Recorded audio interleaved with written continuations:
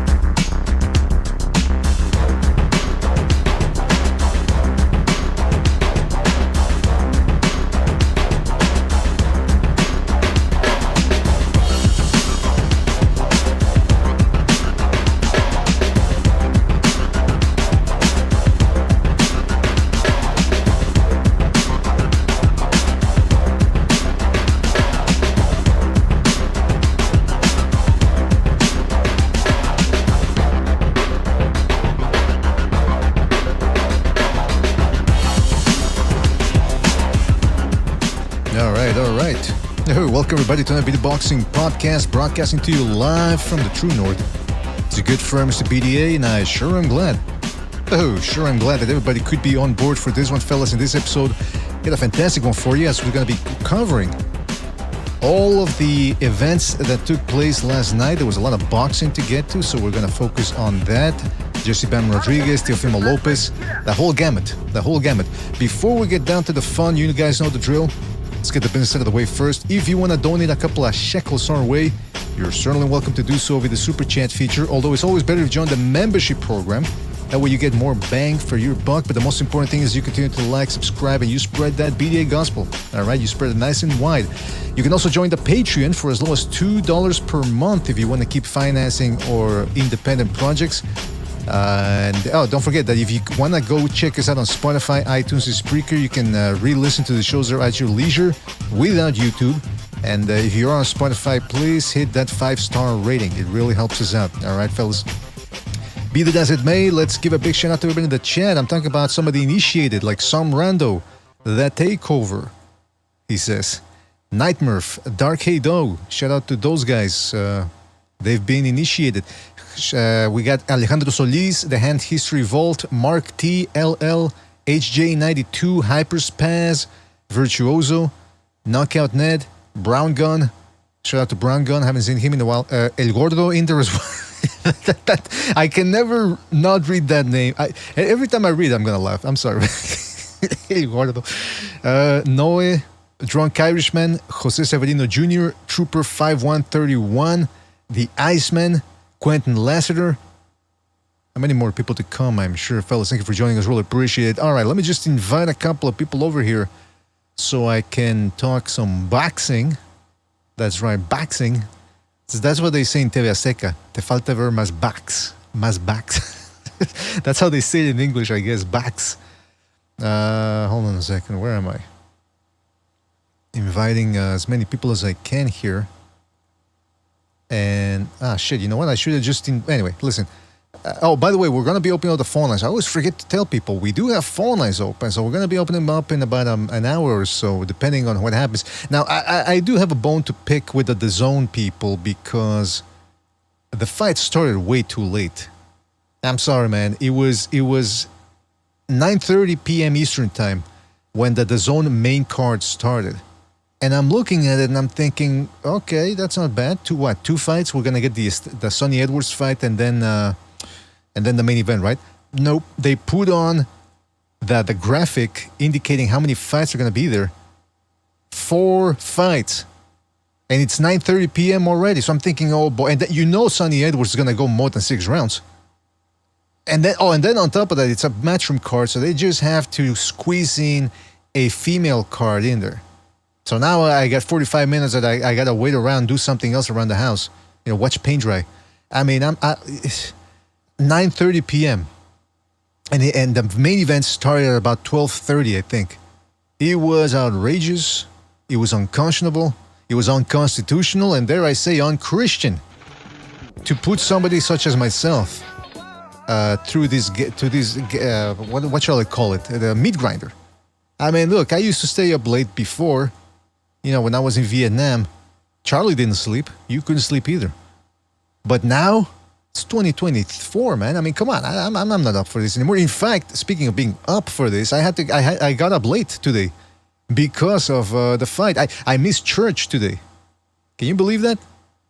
The devil's after me. I'm missing church because of the zone. If the devil ever gets to me, I'm going to blame the zone for this mishap, because it was really, and I do mean really, outrageous. But Brown Gun says, did you pray while waiting, BDA? You bet your ass I did. I pray that they stop showing female fights on the zone. I'm kidding. Now listen, I like the girls. I mean, they work just as hard as the guys. But it's just, you try something, you don't like it, doesn't tickle your fancy. What are you supposed to do? But Eddie Hearn is really trying to push that female boxing. Good for them, I say. There's plenty of pie to go around for everybody. Now, I will say this. In terms of Jesse Bam Rodriguez taking out Juan Francisco Estrada, he did so, let me just check.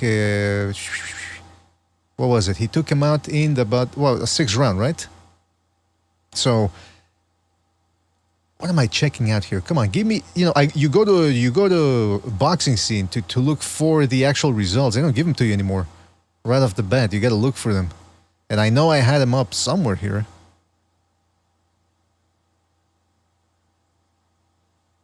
Yeah, and then they don't even give you the title. They always got to write some weird ass title, so you can't find the results. Hold on a second, bear with me here. Seventh round. All right, thank you. Seventh round. So he stops him in the seventh round. It wasn't all gravy for Jesse Bam Rodriguez. He did get into a little bit of a mishap there when he ran into a right hand from Estrada. Now I gotta tell you, Bam Rodriguez is one of my favorite fighters. When he fights, he's gonna bring it. He's not gonna run around the ring downloading data, which just means he can't really get to his guy. And some people, like with Tank Davis, people go, he's downloading data. He gives the rounds away. He gives them away as if those rounds are his to give away. Nah, he just doesn't have what it takes to chase a guy down. But when you look at a guy like Bam Rodriguez, he cuts the ring off. He never stops coming, feints. He looks like a little Lomachenko in there. And so he just showed a little bit of what we all expected that he was going to. It wasn't a surprise to see him win, although it was surprising to see that it was a body shot that ended up finishing and closing the show. But I gotta tell you, I know the Zone and Eddie Hearn, that it's their job to hype up a guy, but how come nobody mentioned the fact that Estrada had been out for 18 months? The guy hadn't fought since 2022. Just to put things into perspective, in 2022, when he last fought, Estrada that is, Jermell Charlo was still the undisputed junior middleweight champion. Devin Haney was still the undisputed lightweight champion. Tyson Fury still had his O. Errol Spence was still undefeated. So it was a long time ago. But they're making it out to be as if he took out two legends in Sorong Visay and Estrada. And I'm thinking, come on, man.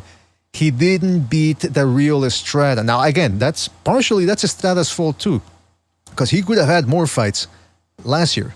But he decided something happened with the Yoka money. Kazuto Yoka, his team, they offered him a certain deal, and Estrada didn't like it. So the writing was on the wall. He was looking for this Bam Rodriguez payday, or payoff rather, and that's why he stayed idle for over 18 or over 12 months, something like that. It was 16 or 18 months. So I like the Jesse Bam Rodriguez performance. I'm a fan of his. I'm always going to watch him fight because he brings it. But let's hold our horses here. Even he said, "Look, I'm not ready for Inoue. I'm at 115. He's at 122. Let's settle down a little bit." So Bam Rodriguez is getting a little overhyped right now. I think people are forgetting how he looked against Israel Gonzalez and Christian Gonzalez.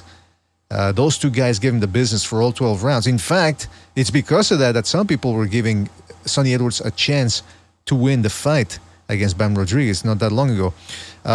Let me read a couple of super chats here. Shout out to Brown Gone for his contribution with the super chat. He says, Gallo was paid to lose. I have... Okay, come on. Brown Gone, if people don't understand Brown Gone's sense of humor, they're going to think he's being serious. But shout out to Brown Gone. Shout out to him. Appreciate the contribution. Shout out to Chris K for his contribution with the super chat. He says, Bam passes the eye test, but the caveat is he beat up pillow-fisted Edwards, shot Quadras and Wrong Visai, and passed it Estrada. Let's see Bam against a prime fighter. Shout out to Chris K for his contribution. I don't really think when he beat, for example, Wrong Visai and Estrada, those guys are top-notch. So I give him credit for that. But, somebody else mentioned in the chat earlier, it's like, oh, well, if you give Bam Rodriguez credit, you got to give him Tank Davis credit for being Lomachenko. Well, there's a couple of differences there. First of all, Lomachenko has been more active than Estrada was. And so that there's that difference. You can't just say, well, one guy's old in this fight, and in the other set of fights, that guy's old too. So you got to judge the same with the same standards. No, man. The standards change. The standards can change depending on context. So there is that to be said. I see we got Jimmy jumping in here. Jimmy, are you there? Yes, sir. What's up, man? What were your thoughts on the Rodriguez Gallito Estrada fight? Oh, I'm not going to be Mr. Pessimistic like I usually am. I was completely enthralled with his performance. I don't care that fucking kid's been out of the ring for a year and a half. Far as aspect of ring rust, yes, I was going to see that. But his chin and his body, I mean, do you see how hard he hit? Fucking, when have you ever seen Estrada hurt like that? You know what I mean? Your chin doesn't grow old. You know what I mean?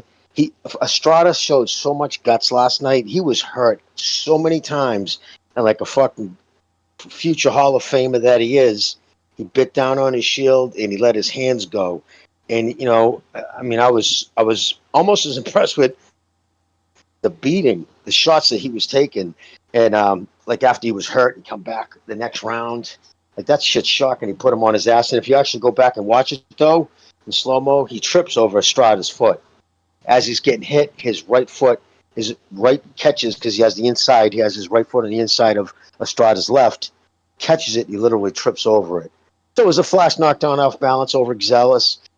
Things that he needs to learn, right? That was a learning experience. Like you said, every fighter thinks like, what will happen if I get put down? And like, it's almost like he's glad that it got out of the way. Like, okay, I've been put down on my butt. I come back and how do I handle it? You know what I mean? Do I go nuts? Do I act like a fool? Do I go into a shell? I liked how he handled that. I liked how he handled himself. I love his angles. Not only do I love his angles on his attack, but you watch the progression from the two fights, the stoppage, two fights before Quadras to now, the speed in which he does it and the power he's turning you see the man strength. I remember when he was 20 years old and Steve Kim dropped me a DM. He said, make sure you watch Jesse Rodriguez tonight's kid Bam. He's John Franco's half brother. He said, I think this kid's going to be a multi-division champion for years to come. And that was before I even heard of him. So, again, shout out to Steve Kim. Once again, always, it's not the first time he did the same thing with Inouye before I ever heard of him. Years before all the other so-called media in boxing literally ever even tweeted or talked about him, Steve gave me a heads up about him. So that's why I was keen on him always to watch him.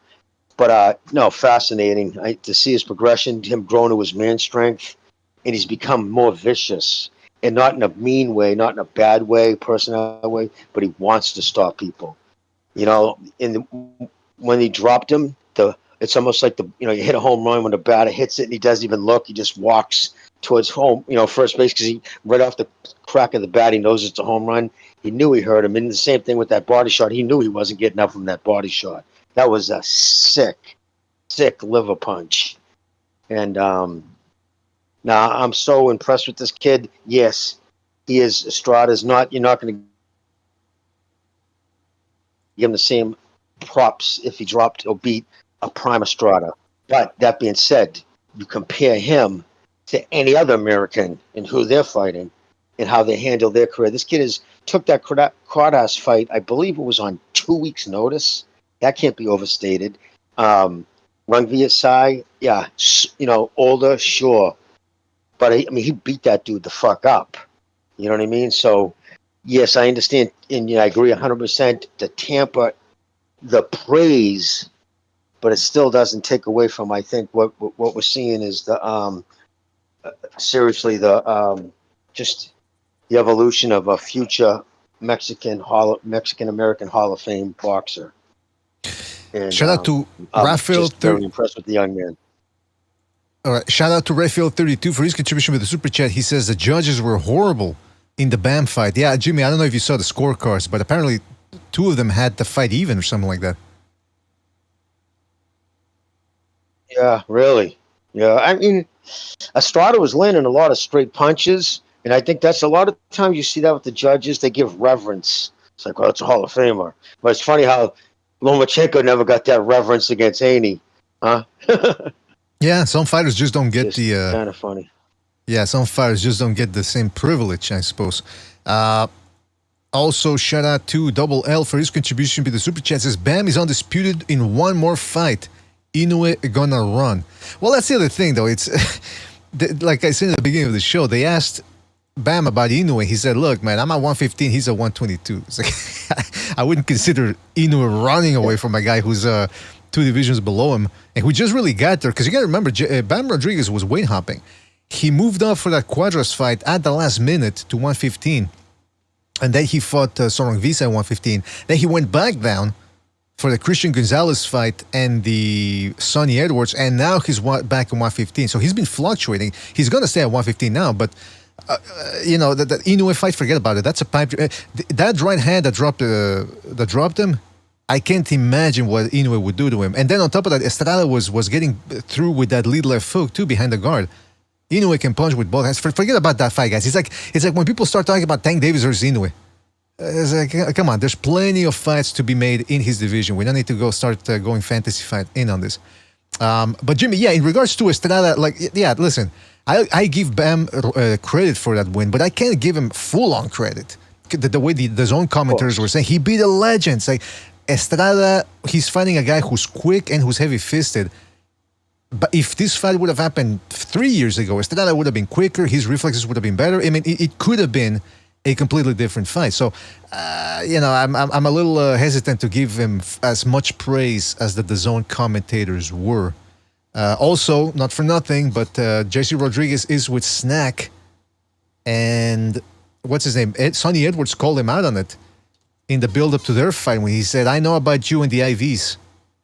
I know about how you get back in rehydration." So I don't know. Again, I don't see any proof. I haven't seen any evidence. But the association with Snack, you got to admit, it's a little iffy. A little bit. Yeah.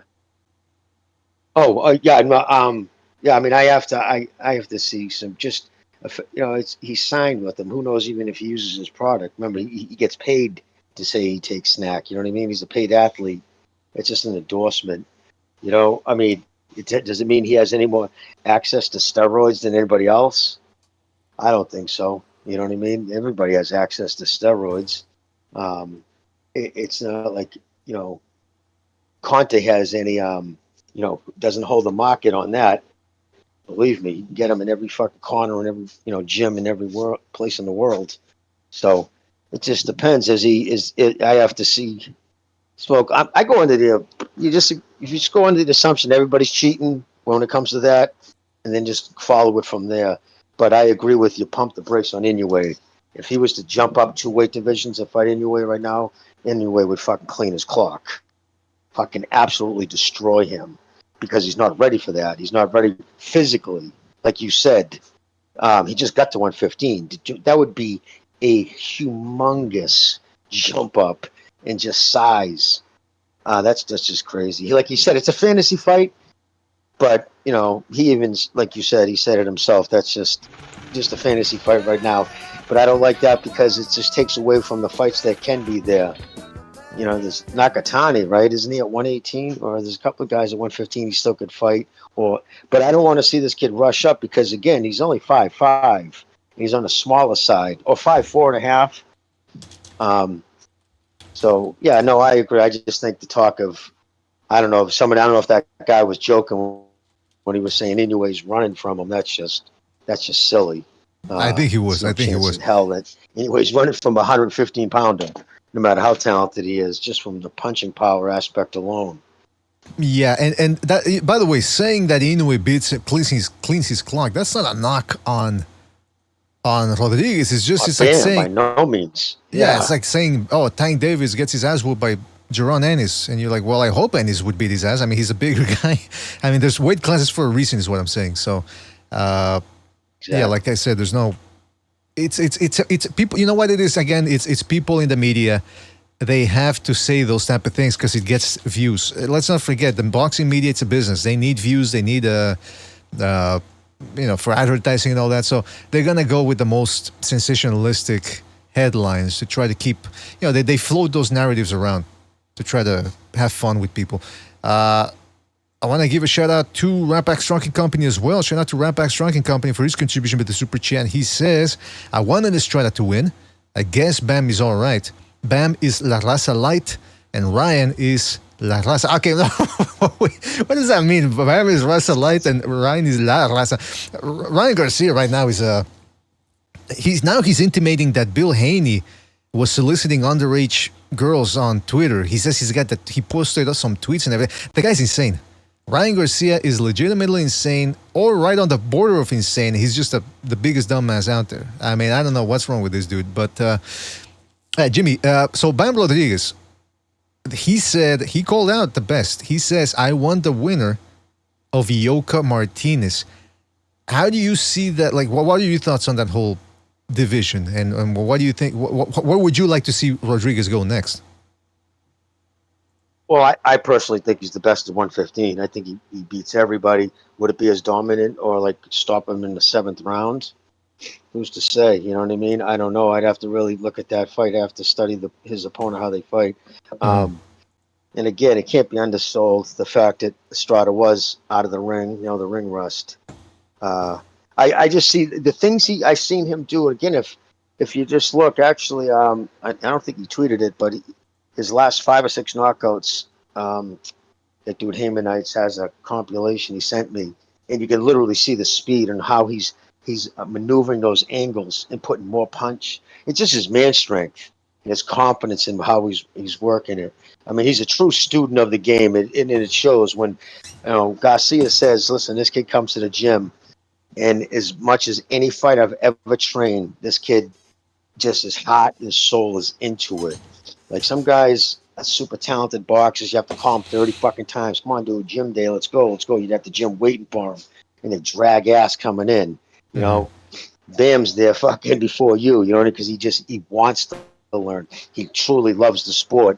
And it's hard because you want to hold back, like you said, you don't want to sound too much like a fanboy, but it's just he's a breath of fresh air because we don't see anybody, regardless of the age of these one-time superstars of the sport, future Hall of Famer Gallo, without a doubt, still a great, Hall of Fame, first ballot Hall of Famer, and he stopped him. I mean, I don't think, was Gallo ever even down before that?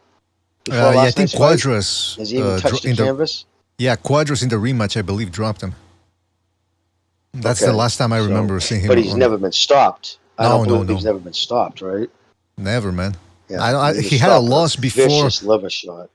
Yeah, he had a loss way before in his career, but I don't think it was a stoppage. Now, but that's the thing, though. It's okay. So the good news is we are getting Fernando Martinez and Kazuto Ioka are fighting. That's the good news.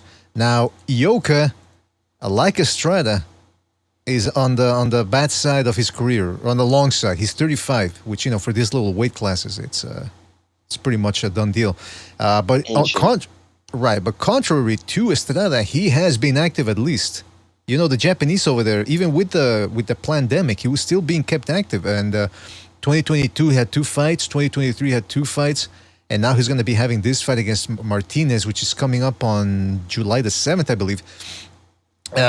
Martinez is undefeated, 16-0. He's only 32, but I mean, 30. Like I said, in this division, 32. Meanwhile, Rodriguez, he's only 24. So he's got the age advantage. Now, one of the things that I was talking about before this fight was as I was a little worried for Bam Rodriguez because I thought he was entering a bit of a Jean Pascal, Chad Dawson situation. I don't know if you guys remember, Chad Dawson, for a while, he took out Glenn Johnson, Antonio Tarver, and Bernard Hopkins. What was the similarity between all those guys? They were either about to hit their 40s or well into their 40s. So Chad Dawson beats those guys. And then by the time he takes on Jean Pascal, and later on Andre Ward, he took on two guys that were about his age.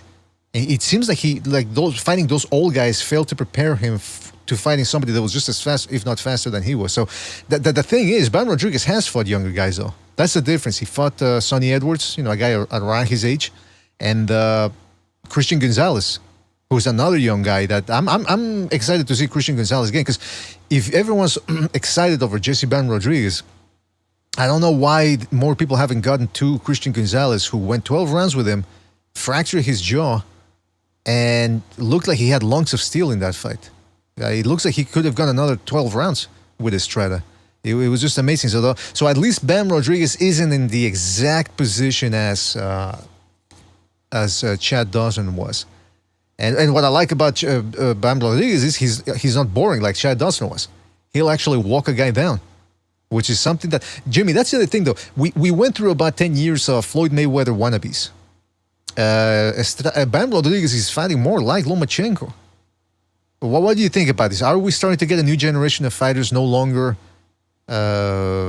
fascinated with the Mayweather style?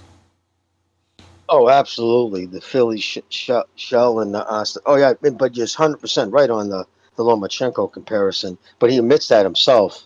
He's not like too proud of a person to say, "Oh, I studied Lomachenko's fighting style. I try to emulate what he does in there."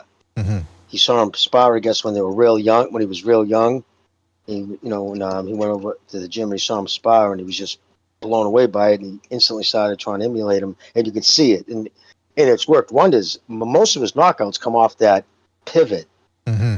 and catches you with that punch you don't see coming, and he's getting real good at it. In fact, I think he's going to surpass Loma because I think he puts more stink on his punches, puts more snap on it, and he's starting to really.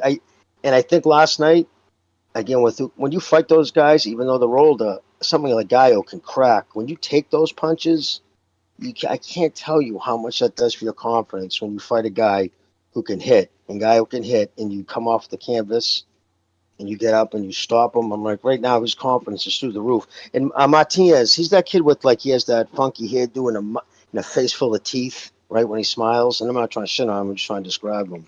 Yeah, he's got the blue hair, yeah. Yeah, okay, yeah. No, I think I'd have money on Bam. I'd bet Bam on that for sure. And again, like you said, it's not just old guys, it's speed. Edwards has got the fastest hands in that division. And we saw him, he just doesn't have a lot of power in it, but still, we've seen him work through.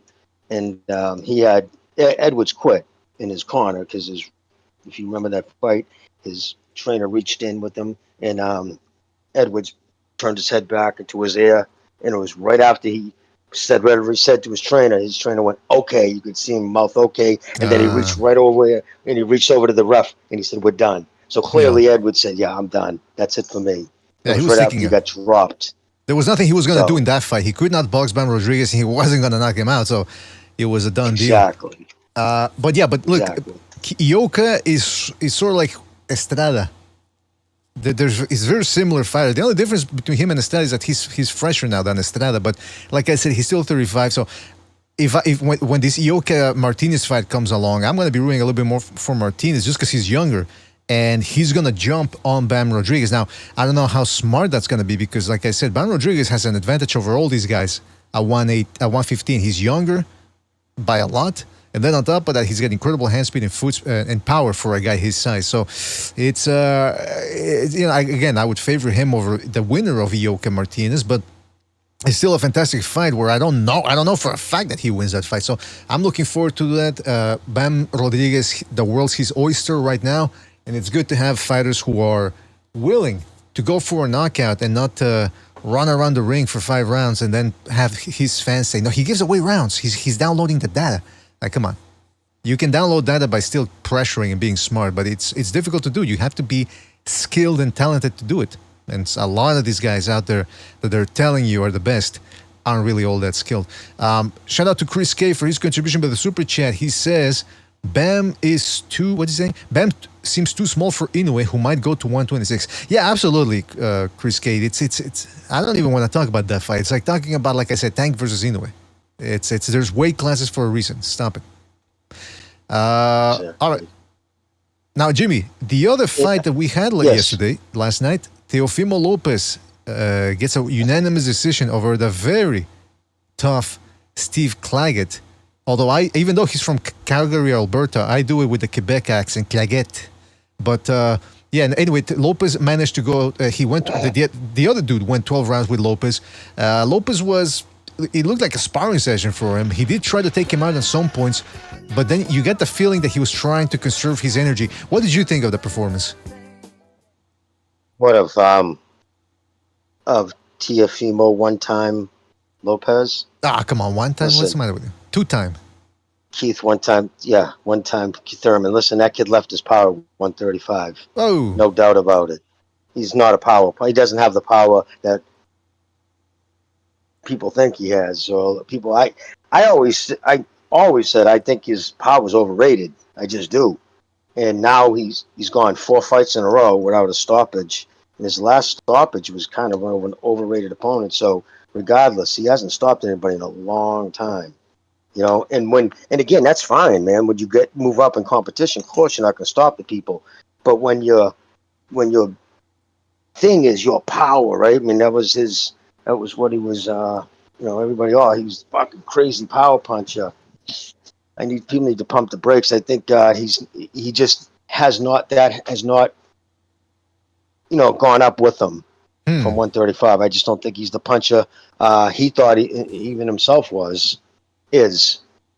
But I mean, good performance against the kid who's tough as nails. That Clagett, fucking, like you said, the French Canadian. But he's not even French Canadian. But I just like to say with the accent there. Oh, the Clagett. Yeah, like Maurice La Roquette. But I was gonna say, Jimmy. Yeah, it seemed like. I got the feeling, I don't know what you thought, I got the feeling Teofimo Lopez at some point there was opening up with his big shots, rattling Clagett, and then would step back because he knew he couldn't blow his load against a guy that just kept coming. Is there anything Clagett could have done to win that fight or to improve his performance? Find better sparring. That's the problem with being a fighter being a fighter from Calgary. You're limited to your sparring if you stay there. You have to move out of Calgary's, that's cowboy country, literally the stampede. You know what I mean? It's God's country up there. There's a handful of fighters. So, you're very limited in your sparring. You can only go so far. He needs to get out of there. But tough as nails. Robicio looked good with his uppercut, too. But again, he was in there against somebody who had no business being in a ring against him. Hey, Jimmy, what about this? I think it was an overall weak top-ranked card last night. That's what I was saying earlier in the week. Remember I said they had this card, and then they got Janibek taking on an absolute nobody. I mean, top rank, I don't know. They say that they're having trouble with ESPN. They're about to end the deal. Hopefully, man, because this is the best they can come up with. It was outrageous. Yeah. But by the way, Tessitor, when they were showing the replay for that Robesi Ramirez uppercut, they're showing the replay, and then you see the punch connect, and Tessitor goes, It's like, what's the matter with you, man? Stop. Jimmy, what a coincidence that we were talking about just that in the before last show, when we were talking about the golden days of HBO and all that, when Buster Douglas beat Mike Tyson, perhaps the biggest upset ever, those guys stayed quiet because they were in Japan and they didn't want to overstate the situation. This is a completely different game nowadays. It's almost as if these guys get told, hey, you got to act as weird as possible and as outlandish and outrageous as possible to get the crowd pumped up. Did you see the replay and hear what I heard, or just clarify? Crazy hyperbolic crazy. It's like put it in perspective. Look who he did it against.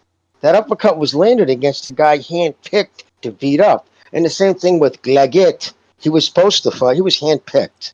When you handpick somebody, all right, that means you saw something in him. That was a guy you thought, okay. I mean, he was dead, and he was hit flush with uppercut, cross, check hook. I mean, did he even rock him? I mean, did he ever even seem like fuck? I know he stunned him a few times, but did he ever seem like on the verge of getting him out of there? You know what I'm saying? I don't know. I saw him rattle the guy, but I never. He never had him off his feet. That's for sure.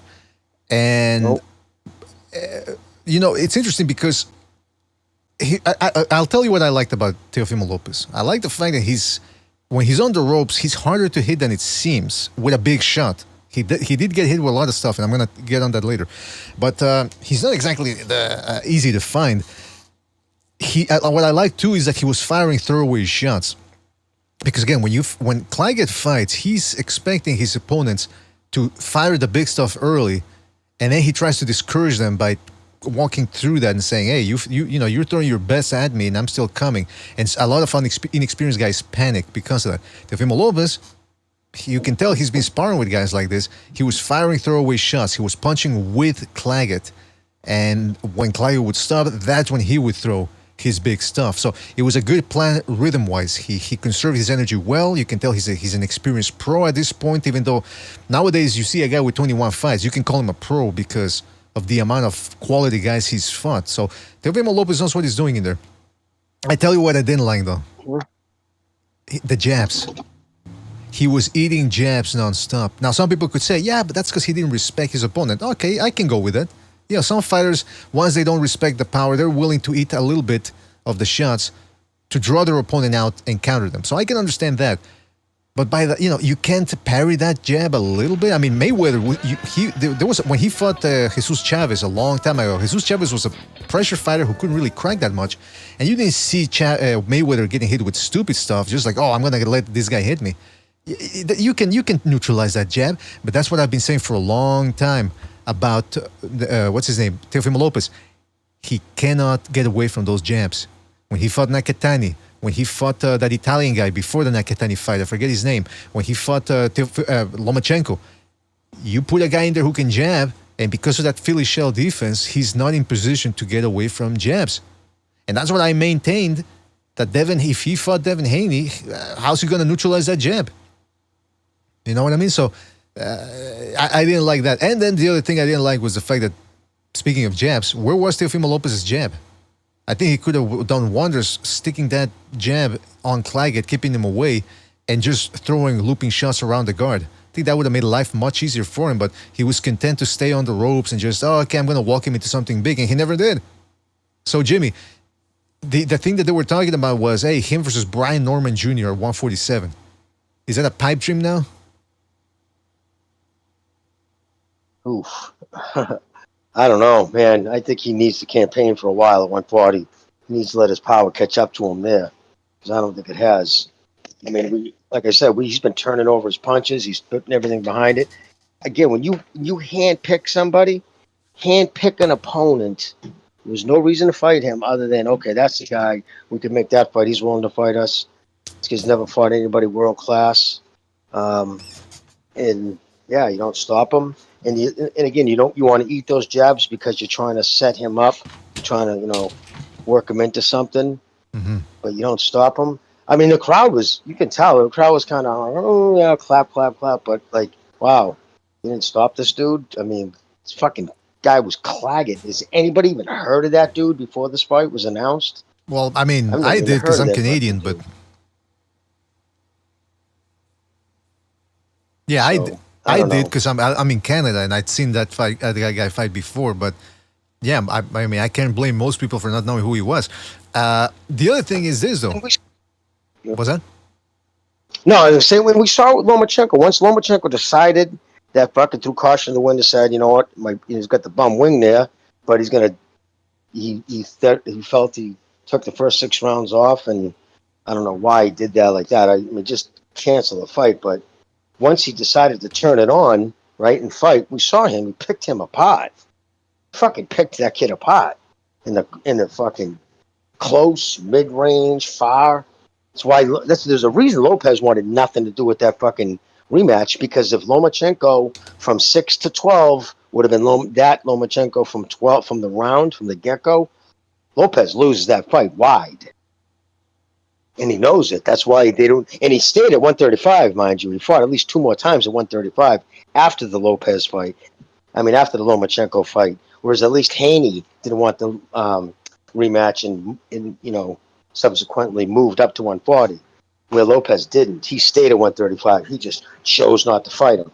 Like, to me, I never get past shit like that. It's like, dude, that was almost a time immemorial. You have a tight fight that's, like, barely fucking, you eke out a win, and it was clearly something was off. He didn't throw a fucking punch for 6 rounds. That's not Lomachenko's style. Yeah, he starts slow, but not like that. So clearly he was not 100%. So, okay, you have a tight fight like that through time immemorial. Back in the day when the mob ran it, because that's when the bookies would have come out and made big, when the people would have laid a lot of money down on the rematch. So that would have been, just without question, that would have been a rematch. That's what people do. Okay, yeah, all right, I'll give him the rematch. He was the champion. He fought me. He gave a young guy a chance. He didn't fucking hold me over a barrel. He gave me the opportunity for the belts. But he didn't show him the same fucking respect. Oh, match clause. Him and his father went running 100 miles an hour the fuck out of there. Like, there's a reason for that. Yeah, you're right, man. Again last night. Yeah, I wanted to touch on something about that, but just real quick, shout out to Alex L for his contribution with the super chat. He says, Ryan exposed Bill Haney on X for being a perv. I don't know if those tweets are real, by the way, but shout out to Alex L for his contribution with the super chat. We'll see what happens with the Ryan Garcia saga. Shout out to Greg Terrible for his contribution with the super chat. He says, Teo falls into his opponent's game plan too much. Well, you know what? That's what I was talking about. Shout out to Greg Terrible. That's why I mentioned the Haney fight, because Haney has a very good stick, and he's just as fast as Teofimo Lopez. So all things considered, how does Teofimo Lopez get away from that jab? The flip side to that coin is, even though Teofimo Lopez hasn't looked as scintillating with his power at 140, you can tell he still cracks. And Devin Haney really can't take a punch all that well. We saw it against Linares. We saw it. He was getting rattled by little ass Lomachenko. And then you saw what happened against Ryan Garcia. I was listening to IBFP, his before last stream. And he said, Devin Haney shed his pants. He got hit with a left hook and he shed his pants. How you going to shed your pants in a fight? What's wrong with his booty? That's what happens when you go to P. Diddy parties. Your booty gets all loose and you shed your pants during a fight. I was laughing my ass off. I was laughing my ass off. The way he said it. he got a loose asshole, and that's why he's shitting his pants in his fights. But yeah, like, I remember when we were people were discussing a potential Haney Lopez fight in 2021 in the summer, when Lopez was still the champ. And we didn't know what he was going to do. Was he going to rematch Loma? Was he going to fight Cambosos? Was he going to fight Haney? And I remember Steve Kim said that after Linares hurt Haney, Steve Kim had heard it on good authority, that the Haneys were sort of reevaluating the Lopez fight. Because they started thinking, oh boy, can we really take his punch? And that's what happens with the Haneys. They're very calculating. They fought Lomachenko when he looked subpar against Ortiz. They fought, what's his name? Prograis, when he looked awful against Zorrilla. And that's what they're doing now. I don't think he's going to stay idle for a year. I think what they're doing is they're looking at the landscape. They're waiting to see who looks bad, and so that they can say, you know what, we're going to fight this guy. That's what they do. They're opportunists. And some people are going to say, well, that's boxing. I agree, but I mean, what I'm saying is they're not exactly fighting the best until they see an opening, until they see a weak spot. Agreed. So that's my thing with that. No, but yep. But No, Jimmy, I just was agreeing with you. here's what Lopez said about his performance.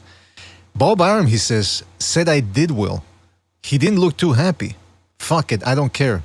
Like, I'm your only star available. I'm your last star available. You just got to deal with it. That's what Teofimo Lopez said. He says that Top Rank doesn't have any stars. He's their last stars. They're going to have to deal with what he gives them. What a fucking Of course he wasn't fucking. Of course he wasn't happy with it. He didn't stop him. I mean, that was what he made his name on, right? He made his bones on being this explosive power puncher, right? Did you see an explosive power puncher in there last night? I didn't. I haven't seen that explosive power punching in a long time. I mean, he's got one stoppage in his last 7, I think. None in his last 4. Nothing at 140. So yeah, when it goes up to 147. Forget about it. Boots Ennis would fucking, if he was still 147, for instance, would fucking Crawford would beat him like a rented mule. Well, I mean, Lopez did beat Campa in his first fight at 140. But ever since then again, you look at the type of guys he's been fighting. You know, he's fought Sandor Martin. Good luck trying to pin that guy down for a shot. Then he fights Josh Taylor, become the champ, and he did have him hurt in that fight. And then he fights Ortiz, who ran around the ring, ass style. And then yesterday, a tough guy. But I do agree with you though. Yesterday, this was a layup for him. He was supposed to stop this guy because he was gonna. Here's the thing that people were saying before the fight, especially the Teofimo Lopez fans, Jimmy. They were saying, well, you know, okay, he couldn't get to Xander Martin or Ortiz, but he excels when people go at him. So we're gonna see a different Lopez when against Clagett. And yeah, we saw a different Lopez because he threw more shots, but he still couldn't stop the guy. So like you're saying, it's that the power is. I think the power is still there, in a certain sense, but it's nowhere near the power that we used to see at 135. Exactly. And just overrated. That's right. all. But what do you think about that? Teofimo Lopez saying about, hey, you know, fuck it, they got to deal with me, Top Rank. It seems like he hasn't learned his lesson from 2021 when he decided to have that one fight on Triller, or the Zone rather, against Cambosos, and his whole world fell apart that day. Well, every now and then, he just lets everybody know 50% of his DNA comes from that fucking flaming asshole father of his. Ah, come on. His father's a dickhead. Come on. I guarantee you, that guy, when his weddings and funerals, he doesn't know. Don't tell him. Like, people think, like, don't let him know. You know what I mean? Like, he's that fucking dude who throws punches at funerals and shit. Just an idiot. Wants to argue with everybody and just says stupid shit. Has no filter on his mouth. Like that. Like, bite the hand that feeds you. Like that. Has one thing proved, right? You start trying to embarrass Bob. Like, what's the good of that? Just in your, like, just business sense, right? You go to a fucking Christmas party and grab the microphone from the DJ. Hey, what about our boss? What a fucking idiot, huh, guys? Huh? Am I right? Am I right? Like, there you go, genius. Get everybody laughing, but you're gonna get a raise? You're gonna get any fucking job advancement? Like, it's just certain things you don't do. Exactly, Like, yeah. and that's one of them. Like, that's just stupid. And that's by the way, dumb. Like that. What's that? What you said about Teofimo Lopez Sr. or whatever his name is. Remember when he went at the Lomachenkos in the lobby of a hotel or whatever, and then when they asked him, what'd you do that? He goes, I don't know. It's just the way they looked at me. It's like, all right, so you're a fucking animal. You're an animal. Somebody looks at you the wrong way and you blow up. I mean, he was drunk. You could tell he was drunk that day. But you're right, man. Yeah, you don't invite that guy to a funeral because that's the thing. Somebody's going to look at him what he perceives to be the wrong way and he's going to start a scene. No impulse control, right? No Exactly. conflict resolution. You know, it's a proven fact. There's a huge correlation between low IQ and violence. Oh, I don't know what it is. I don't understand what this is, so I have to hurt it. You know, and it's interesting because he went at George Cambosos Sr. or whatever that guy's name is too. George Cambosos' father before their fight. He went at him in a gym. He goes, Cambosos, you're about to get your ass beat. And then he gets into the guy's face. The other guy pushes him back. And Lopez Sr. goes, whoa, did you see what he did to me? Did you see you saw it, right? It's like, oh, now he's playing victim. You're getting to a guy's face, and he shoves you back. All of a sudden, you're the victim. They're all over the place, the Lopez's. And you mentioned his star power. I don't know if you noticed. Maybe I missed it or misinterpreted it, but when Robeisy Ramirez won, there were a lot of Cubans there. I saw people walking out at the beginning of the Lopez fight. Did you see that? I don't know. Did I get that one wrong? It seemed like a lot of Cubans just left and the place was half empty by the time the main event came around. Yep. No, absolutely it was. You could see it was a sparser crowd. Go back and anybody can go back and watch it. Absolutely it was. Um, they took off a lot of them. And can I just say too how different just everything is? I'm not trying to get political or anything, but I'm just letting everybody know because I'm the older person and a lot of people aren't around. If a fighter, an American fighter, chose to say, "Listen, yeah, don't put an American flag anymore. I want a Spanish flag to represent me." Bang, that would have been it.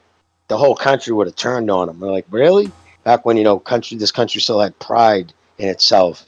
Like to say, like, yeah, I don't want the American flag anymore. I want and they did. They put the Spanish flag, behind at his name on the lower left hand corner, and even on when it was showing like a picture side by side, it had the Canadian flag behind Clagett and the Spaniard flag behind Lopez.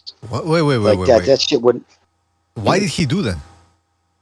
Because his grandfather is from Spain.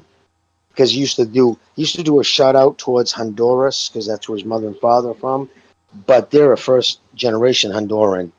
His father, I guess, Lopez Senior's father came from Spain, so he's just following the lineage back. It's like, okay, weird, but okay, whatever. He's being a cug, Jimmy. That's what it is. Exactly. What's up, Never Sober? What's up, But Jimmy? you What's still up, do that BDA? shit. Just disrespectful, I think. It's like you're an American dude. You're born in this country, bro.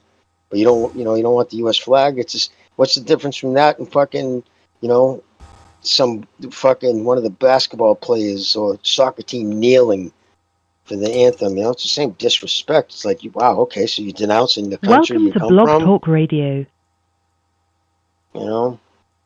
Yeah, that was weird because I thought it was Photoshop because somebody posted that on Discord. Because I didn't see the graphic live, somebody posted it on Discord. I thought it was Photoshop.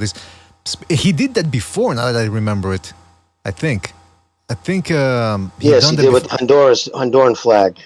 He had he used to have the Spain the bandana on his forehead. Right, yeah, that's what I was. Yeah, okay, I remember that. Yeah, but that's weird. Like, that is weird because why not Honduras? Why does he have to go all the way to his grandfather to Spain? Why not go way before that?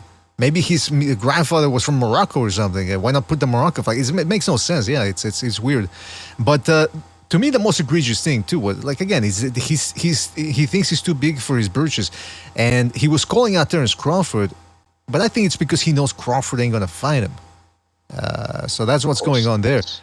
But just clout chasing. That's all that was. Good old fashioned clout chasing. Nobody's talking about your fight because you fight the handpicked dude nobody's heard about. So you want to get your name in box rec, and boxing scene, and get people talking about you. How do you get people talking about you when it's not going to be about the fight you're having? You have to say something outrageous like, "Oh, I want Crawford." No, you don't. No, you don't. Shut up. Well, it's like Can I give my words? I was gonna say, can I give my breakdown of that fight? Sure, absolutely. Teofimo, bro, he really disappointed me, bro. And we were talking about it before the fight. I was thinking like he's gonna knock this guy out. His dude's already been knocked out by some guy that's his record's 50-50. You know what I mean? So I'm like, there's no way that Teofimo is not gonna take this dude out. And he comes in with when I seen his entrance, I knew something was off, bro. It was too fruity. I'm like, what's he going for? It's like he's trying to be he looked like he was trying to be a stripper, and he was trying Apollo Creed with the it could have worked, bro, if he had a different song that just beat it. Didn't work, but I thought something was weird then, dude. And then when he started fighting with the guy, he looked like he was sparring. And what I was trying to mention before that, we were talking about this before the fight. Alan said this in the Discord. He said that Teofimo will fight to his opponent's level sometimes. He fought below Clagett's level, dude. Clagett had his hands up better. He was showing better defense. Teofimo was trying to roll with the shots. He was getting caught constantly. He was eating consecutive right hands, consecutive jabs, snapping his head back. He looked beat up after the fight. And there was a couple times where he looked like he could have hurt, where he had Clagett hurt, and he could have taken him out, but he didn't want to step on the gas. I don't know what that was about, bro. I don't know. Like, I don't know if he was scared of getting tired, or he really thought he was looking entertaining in there. It really bothered me watching that shit. It was frustrating, and I don't know if he was trying to make his stock go down on bad. I don't know if he's trying to make his stock go down on purpose, to get a fight, but his style looked terrible. And I was just thinking, like, if Matias was coming at him with that pressure yesterday, he would have broke him. Yeah, that's the thing. That's It's interesting. it was just a really like bad performance, dude. Yeah, like I was saying earlier too, is he did a lot of good things in there though. But the reason why people are criticizing him, like you said, is because the expectation was that he was supposed to stop this guy. That people were saying before, oh, okay, yeah, Ortiz and Martin made him look bad, but that's because those guys ran. When he fights a guy that comes at him, oh, you're gonna see the real Teofimo Lopez, and he looked better than in those performances, but he was supposed to stop this guy. And like you said, he did. He seemed like he realized, whoa, I can't stop this guy, and that's credit to Clagett. You know, he showed up willing to take the punishment, but still, he did get hit more than he should have. That's what I was telling Jimmy. Is okay, you're trying to draw the other guy out. I understand that, and you're on the ropes. You're gonna get hit, but he was getting his head snapped back with some dumb shots that you could tell he didn't see coming. And it's not like, oh yeah, I'm gonna let him. I see him coming, but I'm gonna brace myself. No, he wasn't seeing those punches coming, especially the jab, which I mentioned earlier. So, yeah, it was a weird performance, and the weirder thing, like you said, was his entrance, because like you said, he came out with Michael Jackson's "Beat It," which is sort of apropos because he seems to beat a lot of things, not just his own meat, but the way you're looking at this dance right here, he seems to beat. You see what I'm saying? Yeah, there you go. He's beating it. It looked like he's beating somebody's meat with his hand right there. That's right. So that's what I'm saying. And if you're gonna, and it was bootleg Michael Jackson dance moves too. Like if you're gonna try to do a couple of Michael Jackson dance moves, at least try to nail them. He couldn't even moonwalk, Jimmy. He couldn't even moonwalk. Bro. It was bad. I'm a white guy and I can dance better than that. I mean, that's bad, man. He was just like, it was half-hearted. Like, don't do it. Like, don't try to mimic somebody's. Yeah, I agree with you, man. It was a little fruity. You could tell he was overconfident. He thought he was going to stop Clagett, but Clagett was well-conditioned, well-experienced, and he weathered the storm. And, Lopez needed a knockout, and he didn't get it. He got the win, which is the most important thing at the end of the day, but still, it's also how you do it in the eyes of the fans, and a lot of fans are disappointed with his performance. Shout out to... Especially if he's been stopped before. Especially that I didn't even know that Clagett was stopped before. Yeah, but that was stopped before, and you didn't stop him by a dude who's 50-50. Like his fights are 50-50. Yeah, but that was a long time ago, though. It was 11 years ago, though. To put it into perspective. Shout out to Ryan Frazier for his contribution with the super chat. He says, "Shout out to Steve Clagett." Absolutely, that's something that's getting lost amongst the Teofimo Lopez criticism is that Clagett took it. He was set up to lose, and he still lasted 12 rounds. Chris K says, Haney versus Clagett next. Clagett KOs him with his sneeze. I mean, hey, I think a sneeze, at the very least, if Clagett sneezes, Haney shits his pants. I think that's what happens. Shout out to Virtuoso for his contribution. What? Yeah. Go ahead, Sobers. Oh, my bad. No, I cut you off. I don't know you're still reading Super Chats, BDA. My bad. That's all right. Shout out to Virtuoso for his contribution with the Super Jet. He says, Teo is mid when he represents Spain. Yeah, every time he represents Spain, apparently, he looks bad. He should get back to representing the good old US of A. Shout out to Pugilist Sign for his contribution with the Super Chat. He says, Bam looked amazing. Estrada is doomed in a rematch. Yeah, that's the other thing. The guy wants a rematch. I mean, that's Estrada too, being... choosing to stay inactive for over a year, then he gets his ass whipped, and then he goes, "Oh, I want a rematch." Like, come on, man. At least get a tune-up beforehand. But yeah, what were you gonna say, Soros? I was gonna say maybe I'm being a little extra salty about Teo's performance because he fucked up my parlay. Oh, but I really was expecting more from him, dude, and he looked like he was just playing around in there. You know what I mean? And he ended up getting beat up. He looked beat up for playing around, Well, that's the thing. I was trying to look at his face after the fight, but I'm watching it on TSN, which is a Canadian channel. They cut it off. I'll post it. Give my phone. I'll show you. All right, fantastic. Thanks, man. Well, the fact that he admitted that Bob wasn't clearly happy with his performance. Bob wears his emotions on his sleeve. I'm sure Bob was like, yeah, good performance, kid. Yeah. Sure glad I invested all this money in you.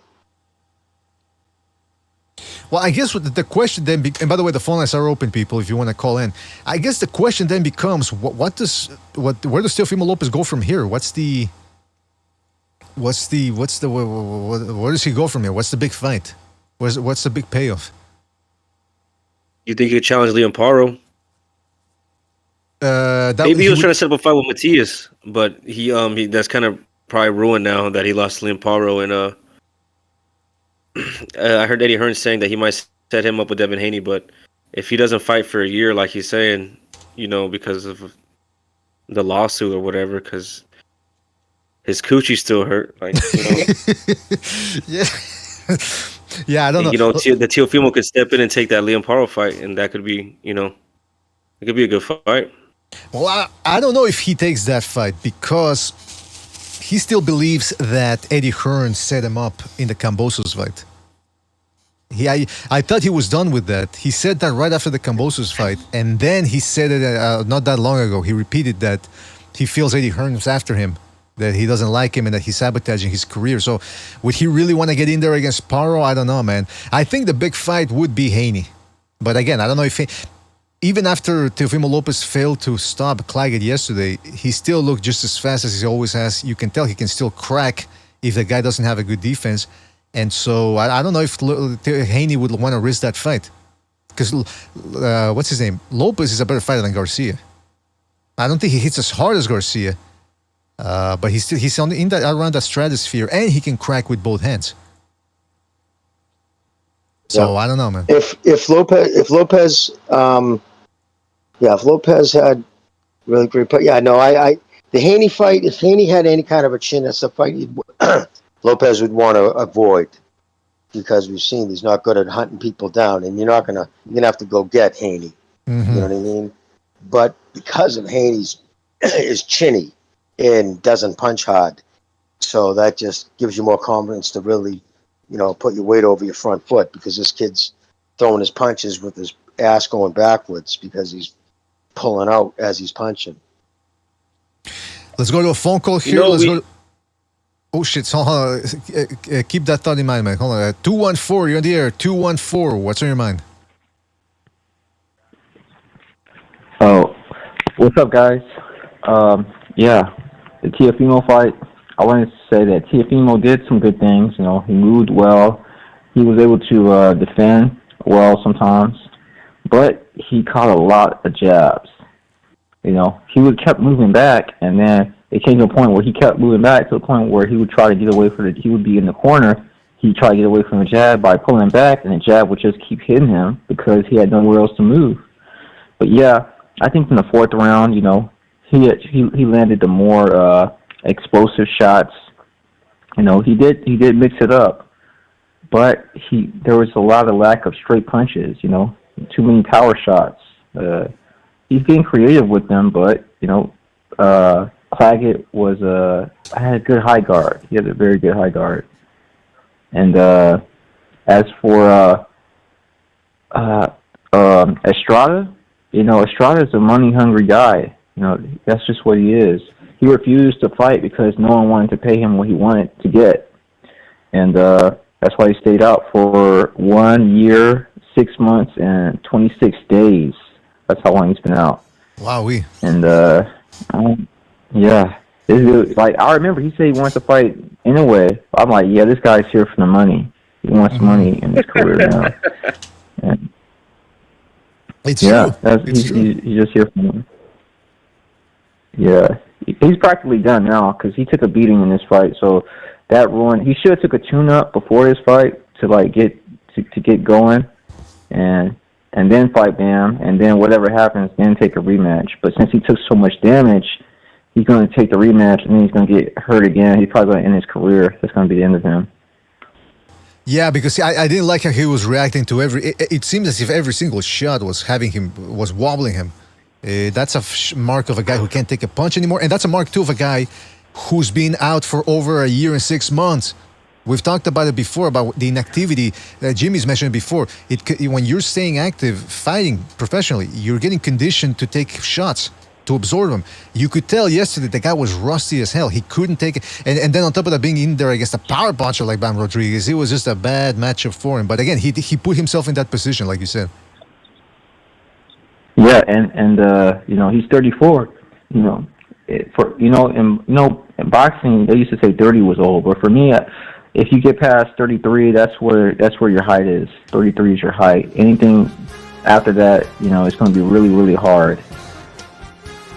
Absolutely. Hey, let me ask you something, Cole, before we go. Who do you want to see Lopez in there against next? I want to see him.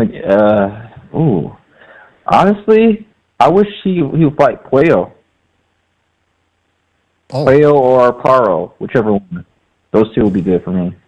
Well, there you go. But it's a real loss, he went down. So either one of those two. All right, there you go. Hopefully those fights happen, and we'll see what happens with Teofimo Lopez, who thinks he's still a star. All right, caller, thank you for your call, and call back next time. Take it easy out there. I will. All right. Shout out to him. And by the way, shout out to I Am Your Leader as well for reestablishing his membership program. He says Hearn offered Haney Paro in Australia if he beat Sandor Martin. Hearn said Haney never got back to him, so Hearn didn't bid on the Sandor Martin fight. A duck. Yeah, I'm telling you, the Haneys are not going to be staying idle for over a year, I don't think, unless Bill Haney has a stronger MK Ultra hold over his son than I think. I think Haney. But I'm serious. I think Devin Haney is gonna start getting itchy. He's got the inactivity. He's not gonna know what to do. He's gonna say, "Hey, Dad, come on, give me a fight, Dad. I want to fight." And eventually, Bill Haney's gonna maybe relent, say, "All right, fine, we'll get you a fight." But right now, what they're doing, believe me, they're scouting the divisions to see who looks bad and who they can say, "Okay, that guy looks bad, but he's got a good record, so we're gonna get credit if we beat him," like they did with Prograis. So. I don't know. We'll see what happens there. But shout out to I'm Your Leader for breaking that one down. Yeah, it's he didn't want anything to do with Martin, which would have been a good comeback fight because, okay, yeah, Martin, he's a spoiler, but he doesn't hit hard. He's not going to come at you. He's not going to test your chin. And on top of that, I think Haney could potentially box him from the center of the ring. But they don't want to do that. They don't want to take a risk. Their brand already took a big hit. And, I understand that some people feel it's unfair that Ryan Garcia is the guy that tested positive and Haney's getting as much, if not more, crap from the boxing people out there.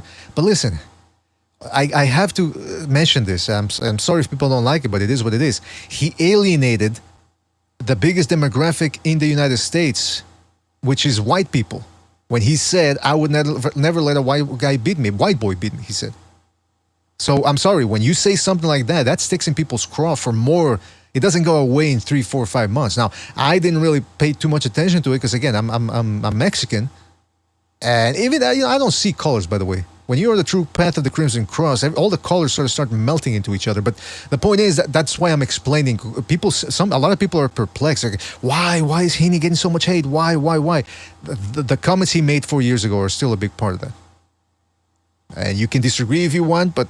Jeez Louise, I mean, again, Jimmy, you're the stats guy. White people, whatever that might be, like if we're talking about Irish, WASP, whatever, what's the percentage of the population that they make up in the United States? 60%. And the fact that now actually they don't even separate Hispanic now in the United States. They consider and if you do it the way the government does, Hispanics and whites are considered one. It's actually 72% of the country, or a little bit more. So, there's a lot of white Hispanics. There just is. I felt offended when Devin Haney said that. Is that right, Jimmy? Yeah. Why As a white Mexican, I felt offended. and you even said white. So yeah, that's white right there. When somebody says white, you got okay, that's a white guy saying that. And he said it with such disdain and laughing, like. Wow. I'd never let no white boy beat me. No, I ain't never losing to no white boy. I could fight a white boy 7-10 times a week and I'm gonna win every time. You talk that shit, Dev, and then you have that fucking black Israelite fucking supremacist fucking pimp dogfighter laughing about it in the background, chuckling away. You talk that shit, Dev. He joins the fucking LDBC to say it made it even worse. So yeah, of course. Of course he alienated himself. Anybody who has even a self-bit of pride. Put it this way. How many black fucking fighters would back a fucking Mexican or a white fighter, right? Again, I don't separate. I just think the nationalities. I don't think look at them different races. But if they said either a Mexican, American, or American Irish said, I ain't never letting no, I could fight a black boy 10 fucking times and I'll beat him 10 times. They'd lose their fucking mind. They'd burn cities down over that shit. Nah, really? But literally, I mean, come on, dude. I mean, look at the thrashing, the gang beatings. I mean, it's a justification. If a white person says the N-word, they're in full justification to be gang stomped by 30 people. And you'll see look at Twitter all the time. Well, what did he say? That's always the thing when you see 15 fucking black dudes kicking a fucking white guy in the skull when he's on the ground, and in the comments, it's always. The black dude's always like, well, what did they say? You should have said that, though. If he said that word, that justification for being stomped out by 10 guys. Can I say something about after Anglos really have to get it together, because when somebody brings up the fact that they're overrepresented in crime stats, they go, oh, that's racist. That's racist. But then when somebody says something about Afro Anglos or dares to say the N-word, they go, you wouldn't say that to my face. Meaning you'll get violent over a word. So which one is it? Are they violent? Is there a large percentage of the Afro-Anglo population that's violent and prone to crime, or are they not? If so, you can't be getting mad over a word and beating the shit out of people. That's just not the way we live in as a society. So, by the way, civilized society. And the thing is, facts aren't racist. If you're overrepresented in crime, it is. In the whole poverty breeds crime. That's bullshit. Crime breeds poverty. People do not establish businesses in high crime areas. In fact, they flee from it. We're seeing it all around the country in the massive store closings in high crime areas, high robbery areas, organized flash mob. So it is what it is. But yeah, facts aren't racist. That's just being unaccountable. Well, that's racist. Don't tell me about that. Well, the reason why I brought that up, that's the reason why I brought all that up is because, again, Devin Haney alienated a large percentage of the population with those comments. So I'm sorry, if there's Afro-Anglos, they have the right to be offended too. Everyone has the right to be offended out there, because there is such a thing as offensive comments.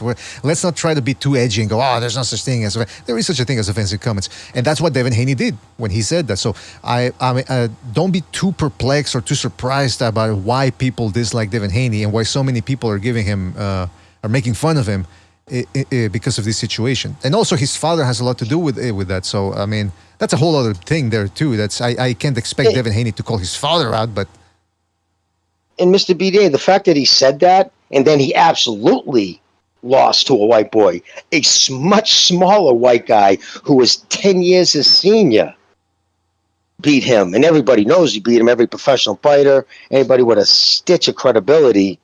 Right, even the people like Bud Crawford, who was there as a Haney fan, like, no, man, I don't agree with that decision. Like no fighter ringside agreed with that fucking decision. So you did lose to a white boy. It's just you don't have enough character to admit it. You just ran from the fucking hometown ring and I ain't fucking rematching. Nope, see ya. Okay. I remember Shakur Stevenson said that Devin Haney won that night, and then they had to check him backstage, and a couple days later he was like, no, Devin won. Yeah, they gave him him a talking back to. on code. Yeah, they gave him a talking to. By the way, fellas, the phone lines are open, so make sure to call in. Give us your thoughts on everything that's going on. You always go by what somebody says the first time, and he said in the ring, goes, so how'd you see that fight? And without hesitation, he's like, oh, Haney won that. I mean, Lomachenko won that fight.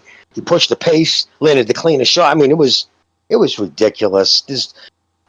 Who was the one in the corner saying, I can't do that? Like all flustered and holding on for dear life, who was wrung by the punches. And the fact that, he landed all those body shots that clearly had no effect on Lomachenko. Clearly. The older man was the one pushing the pace. If you claimed the fame in that fight, you landed all these monstrous body punches, then how come you weren't pushing the fucking pace? Listen, there's no fucking world that fucking I live in and been around the sport for fucking. You know what? If Lomachenko would have lost that fight, I'd be the first one to say he absolutely lost the fight. Give a fuck. Lomachenko don't mean anything to me. I'm not gonna insult myself or lie on the behalf of another man. To me, that's fucking gay as fuck. Why am I going to lie on behalf of another man? So I'm not going to lie about it. But here's the end is long and short of it. You lost that fight. Lomachenko beat your ass. Absolutely beat you. Was the better of the fucking two that night. And it took a robbery for you to get that fucking win. Period. I got to tell you, this 140-pound division is looking good. It's things are getting arranged, is what I'm saying, because we're seeing Gary Antoine Russell just took his first loss. Regis Prograis on the long end of it. He's long in the tooth. Richardson Hitchens, we realized he fought his own version of Nick Ball, the Argentinian Nick Ball. He didn't win that fight, so he should have lost that one. We know where he's at. Josh Taylor just lost again against Jack Catterall. Matias just got, I dare say, exposed because a lot of people were overhyping him. Puello just came back with a win. Catterall is still nearing the top there with a legit win this time over Josh Taylor. Liam Paro, he upset Matias. Jose Ramirez, I gotta tell you, he looked weird against Barthélemy. Or Barthélemy made him look weird, which is strange because Barthélemy in his 40s and he's almost taking Ramirez out. It's what's going on. And then you got Devin Haney, who says he wants to take a 1-year vacation. So, I mean, it's an interesting division. I wouldn't mind seeing Jack Catterall versus Teofimo Lopez, but then again, that could be boring.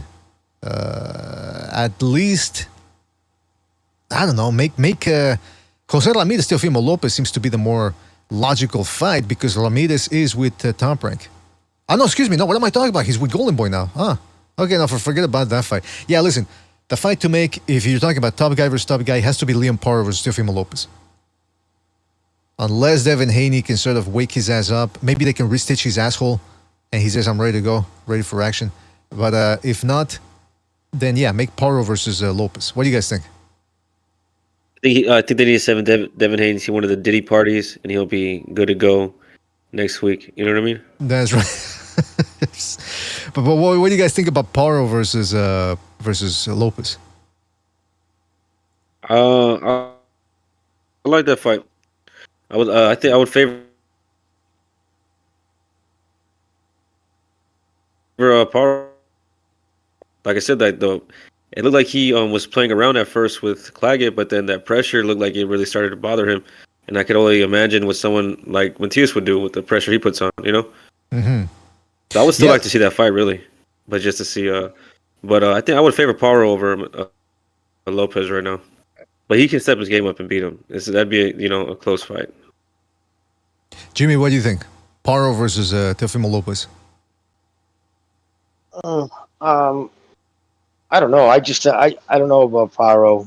I think that as much as well as he did against Matisse, I think Matisse just laid an egg. I think it was a horrible performance all around. Didn't let his hands go when it was time. You know what though? Then again, I have to give you credit there, Mr. BDA. You were saying it all along, man. Even me, I was like, wow, that kick could really hit. And even on personal conversations you and I had, you'd be like, you do that to Mr. BDA. I don't know. There's something about him, man. I can't put my finger on it. And you were right. You can't count on that kid to tie it together. You just can't. I don't know if he lacks focus. I don't know what it is. But he was all right with that loss. He said, he mouthed the words in the new. So he said that right before the fucking announcer. So he knew he lost that fight against Paro. But he seemed all right with it. Kind of big smile. Okay, just lost. Oh, well.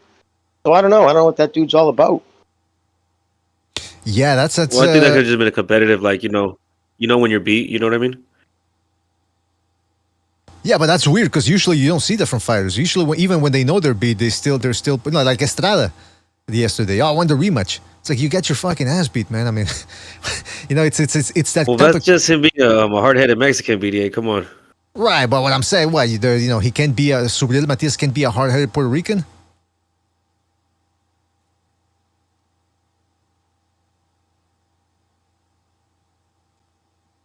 Hey, by the way, can somebody please tell me what happened with England and Slovakia? Did England score at the end? Did they win, or what's going on with that game? Because it was on when I started this show. So if somebody can please tell me what happened, that'd be fantastic. Another potential fight being talked about. England won. All right, shout out to I'm Your Leader. Thanks, man. England won.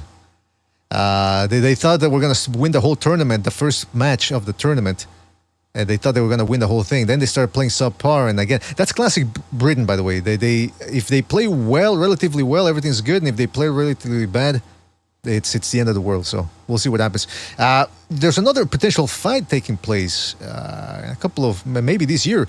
Lamont Roach, he's the guy that beat Hector Luis Garcia not that long ago. Raymond Ford is now moving up to 130 after losing a close decision to Nick Ball. They're talking about a Raymond Ford versus Lamont Roach fight. What do you guys think about that one?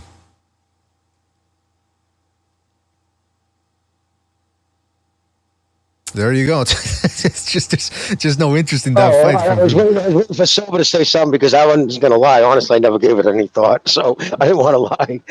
Yeah. Well, there you go, man. Yeah, it's not exactly a big I mean, fight. I'm down for it. I'm down for if they fight. I just never gave it any, I never thought about it prior. Yeah, I would take Raymond Ford over Roach. I still remember the way, what's his name? Herring outboxed Roach. Then again, that was about, 4 years ago? Maybe a little bit less, a little bit more. So guys can't improve. Roach looked good in his last fight, but he was fighting a guy.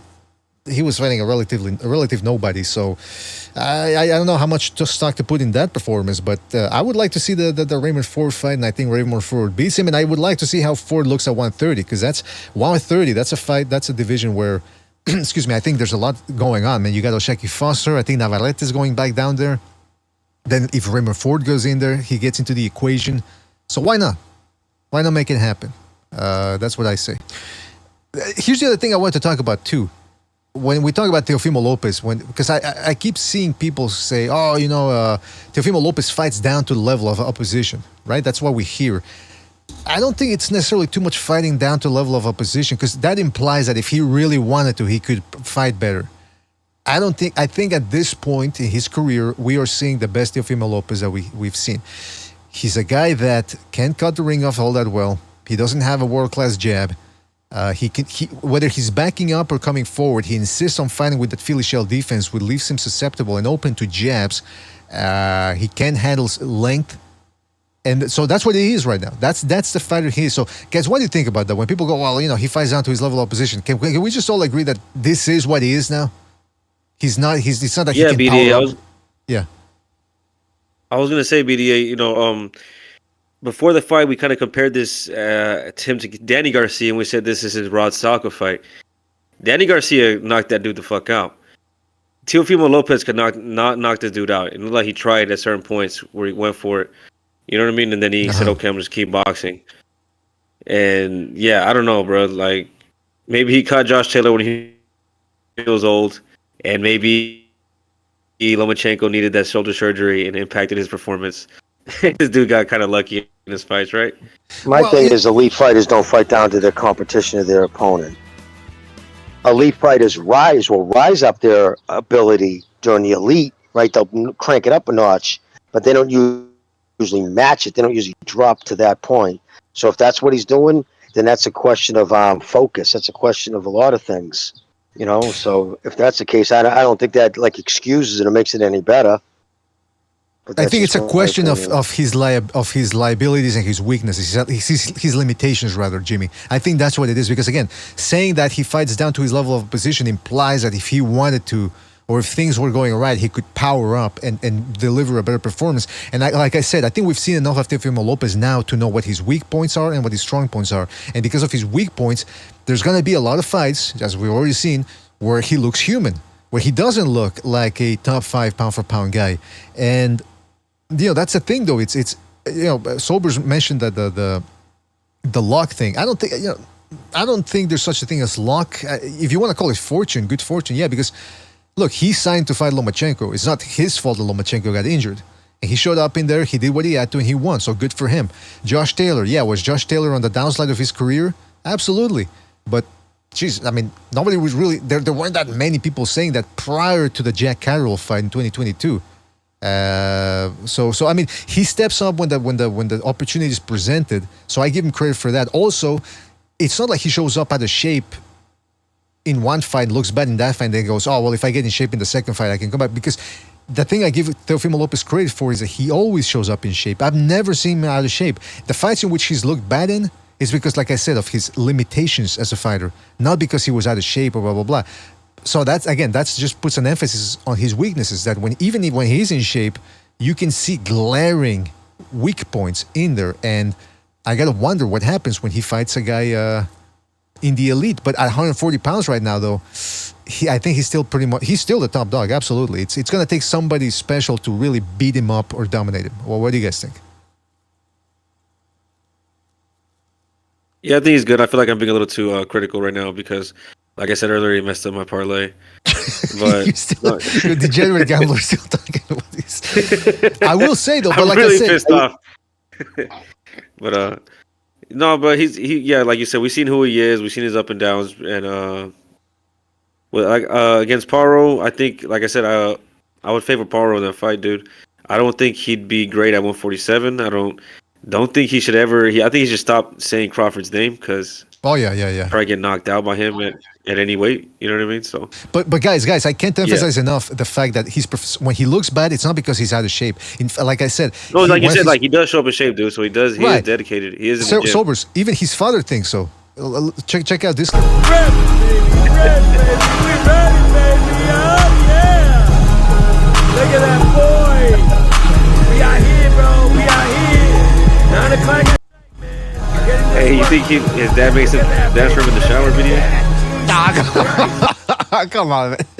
Jesus Christ. But the Teofimo Lopez reaction here, seeing his shirtless son, it's a little bit bizarre. Check this out. We're getting this work. Look at that, baby. Look at that. Oh, Christ.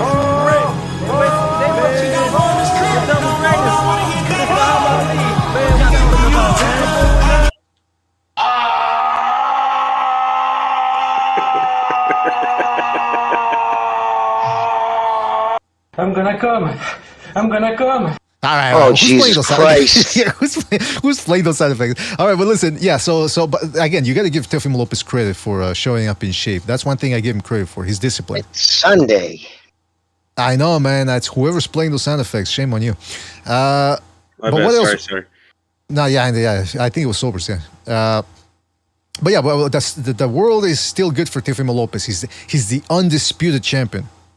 He's the undisputed champion. I don't give a shit about the belt. There's no dispute that he is the best. But how long can he hold on to those titles for? Jimmy, how interested would you be in Haney versus Lopez if it were to happen this year, for example? Would you be looking forward to that fight? No. Ah, come on. Just no. Okay, Jimmy, I'm curious though, because sometimes I don't know if you, Jimmy. I don't know. Sometimes I don't know if you're trying to be too aloof, like, oh, I'm too cool for school, like you're back in Lowell, Massachusetts, with all your friends. But I'm curious, what fight are you looking forward to? Like, what potential fight do you see out there that you go, oh man, I'd get up for that one? Bivol, Beterbiev, a lot of fights with guys who don't quit or just that. Yeah, no. And listen, I'm just about had it when Haney and his bullshit and his fan. I just, you know what I mean? To be honest, dude, I'm good. You've seen enough. Take a couple of years, bro. Go to Bora Bora, hang out. Come on, man. Not just a year. Take a couple. Take as much time as you want, man. Take as much time. Yep. Oh man, you guys are vicious. The only person Devin Haney needs a fight is Ryan Garcia. That's it. Get knocked out again. Get your ass whooped again, bro. Yeah. The only thing he's blood though. Oh, that was the worst. And by the way, Jimmy, did you see, and Sobers too, did you see that somebody posted a clip of that on Twitter where the Boxing Voice, they were interviewing Bill Haney, and Bill Haney goes, forget about Ryan Garcia, forget about Tank Davis. Devin Haney, we're the face of boxing, because he's talking about the pay-per-view numbers that they did with Garcia. And he's bragging about it, yeah. And then the Boxing Voice guy goes, what were the pay-per-view numbers? And Bill Haney goes, BDA. That was a caller, and they were trying to get him off the line with Bill. And Bill was like, bring him back. I'll talk to the people. And then homie starts quitting. So the numbers were this, and you said this. So why did you lie? Why do you inflate? And he goes, oh, then he starts dancing around saying, oh, but why is the score? I blew. why is the grass green when you walk on it, huh? What? So what if the numbers? So what if I inflated 5,000 more numbers? Oh, so he I'd say admitted the it. grass is And green then, because and of then look, hold on, chloroform and Jimmy. the Look, stuff. what's the Yeah, funniest okay. thing? Look, the funniest thing about it is homie keeps pressing him about it, and he goes, "Oh, wait," and he like Bill's talking, and then like he just cuts out, and like he's like, "Oh, I think he's in No. traffic. I think he's in traffic. I think he left." You know what I mean? And he just leaves. You know what I mean? He did That's the old. funniest part, bro. He did the old. Oh shit, my shit cut off. That he did that. Yeah, he asked him to come back. Then he was like, I'm gonna tell you, man. bye." Like, you know what I mean? Oh man, I think that was That's- G-Fon, bro. that's outrageous. Only a guy like Bill Haney, a hustler, former drug dealer, a man who's a master at shadow play, could lie like that, admit he's lying, and then, oh shit, my Wi-Fi, sorry, gotta go. My goodness gracious. Jimmy, what do you think about that? I mean, does that surprise you Yeah, from Bill it's Haney? just nothing surprises me. Listen, when you look at there's one thing you want to say what you want to say about a fighter, say what you want to say. But the shit he said about Lomachenko was just so You're low fucking rent. No, Lomachenko. but when he was talking about him fucking, he ain't no war. He ain't no war. Yeah, like, did he even how go to the war? fuck do you Like, come know? on, bro. Yeah, did he even go to war? How we, he wasn't over there fighting. Like, just like, dude, how the fuck do you know what he did? Were you Or- there, dude? Or like Jimmy, when they try to say like, oh, they had him in a safe part of the country. I don't think any part of that country is safe right now, bro. Like, what do you mean? No. You know what I've noticed? There's world-class Ukrainian athletes, including soccer players, who've been killed in that war. So yeah, Oh. nobody's getting Exactly. preferential treatment, especially someone they don't even like Lomachenko, especially the government over there, because his affiliation with the church. Right. You know In what? fact, he can't even go back home now. Jeez Louise, yeah. One thing that I've noticed with people like Bill Haney, who are very vocal and vociferous and rapacious, is that they sort of remind me of the type of people that we do see on the LDBC side, for example, but who are a little bit above that. They have good, what's it called? What's that called? When somebody's good at talking, high IQ, or verbal IQ. Yeah, you can tell Bill Haney has got high verbal IQ because he's able to anticipate what he's going to say or how to get away or slip away from something. In an argument, very good rhetorical devices that he uses, and it reminds me. I was watching some Black Israelite interviews, and Jay Dyer was talking about that, about how with the Black Israelites, you think when you've never heard anything about the Black Israelites. By the way, for people that are unaware of who the Black Israelites are, those are the guys that you will often see in the corner of a street in New York, talking about how they're the real Hebrews, the real Israelites. And he says, when you first hear about these guys, you think, okay, let me hear out their arguments. Maybe it's going to be something elaborate like the Tartaria conspiracy and all that. And then their arguments are just, it's all a bunch of bravado and hubris to try to mask the fact that they don't have any good arguments. For example, he says that they'll often talk about how, the Bible, Ezekiel, they talk about Jesus' hair was like wool.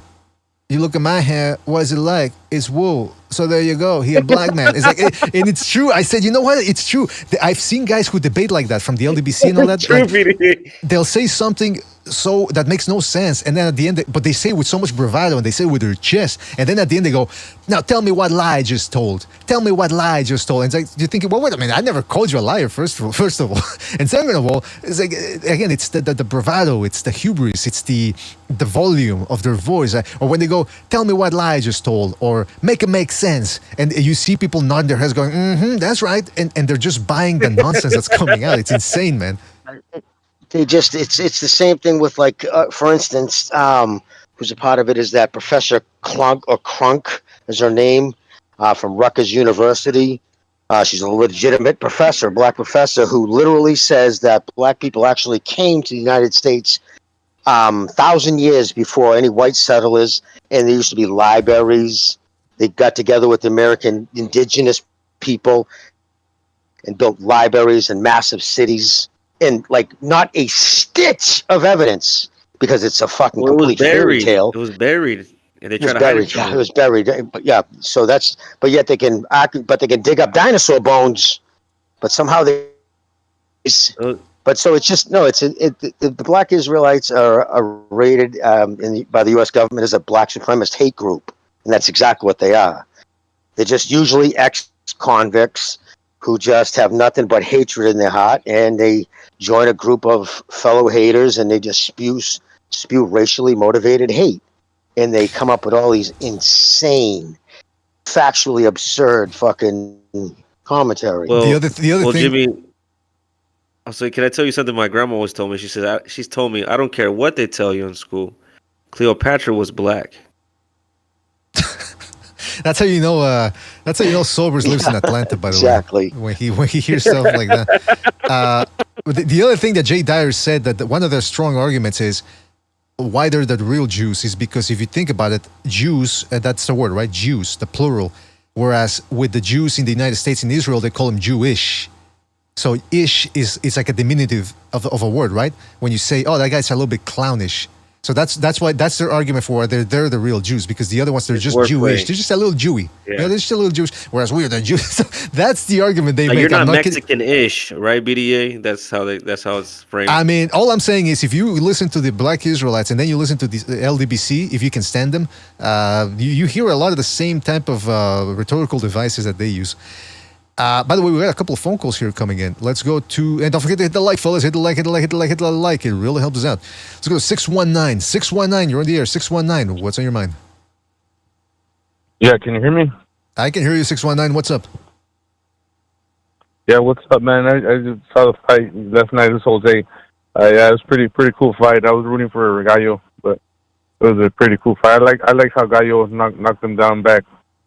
But hey, man, as much as everybody talks about Tim Bradley, man, I'm fucking sick and tired of Chris Mannix, man, and you know how he narrates, man. He's always has like a script, like he's already like telling or like saying like how the fight he thinks it's gonna go, or like always you know, I don't know. It's kind of like he has a good idea of what he thinks is gonna happen, but he doesn't let it play out like normally, you know. So like when Estrada knocked him down, you know, then he has to change the way, you know, like his that's when Sergio Mora has to like save him, you know. And in my opinion, Sergio Mora is the only one that's good right there. So I mean, he sucks to me. So that's it. All right. All right, shout out to you, Jose. Anything else you want to say before we move on? No, that's pretty much it. Yeah. All right, shout out to you. Thank you, Jose, for your call. Call back next time, man. Take it easy. Yeah, I was gonna say Chris Mannix. Yeah, like, we were talking about that before before last show when we were talking about the golden era of HBO. Like to me, one of the best teams ever was when they had. I want to say, well, listen, okay, when they had. Because they had Roy Jones at different intervals. They had him in the mid to late 90s and then late 2000s, mid to late 2000s as well. That was the best team for me. That was Larry Merchant, Jim Lampley, Roy Jones. And right now you have a guy like Bradley, even though sometimes he goes overboard with certain things he says, he can still break down a fight. I mean, this is a legit Hall of Famer that you got in there. So and he was intelligent in the ring too. He could fight inside, outside. So you know he's got intelligence. So I'm not surprised that he calls a fight. So I can handle Tim Bradley. Even when he says some things that are outrageous, I have to wonder, okay, is he saying that just to get a rise out of people? Because, you know, it is television. You have to get people interacting and watching and talking about the product and all that. But Chris Mannix, yeah, it's I don't know, man. The guy seems smug for some reason. Am I the only one getting smugness from him, or? No, you're right, BDA, because I was going to say what I think is really funny about him is the little relationship him and Sergio Mora, who I also don't like, by the way, his commentary. You know what I mean? But it's funny when they'll like take little jabs at each other and say someone gets knocked out, and like, you know, when Gallo went down, Mannix will say something like, you know what that's like, don't you, Sergio? You know what I'm saying? When the guy gets knocked the fuck out. He's like, yeah, no, they straight hate each other. No, they straight hate each other. They were interviewing a female boxer once, and she almost had a step between them. They almost came to blows, which is funny because, you know, Mora, even though he's Mora, still beat the fuck out of Mannix. No, listen, Mannix is the son of Kevin Mannix, an NFL Hall of Fame writer.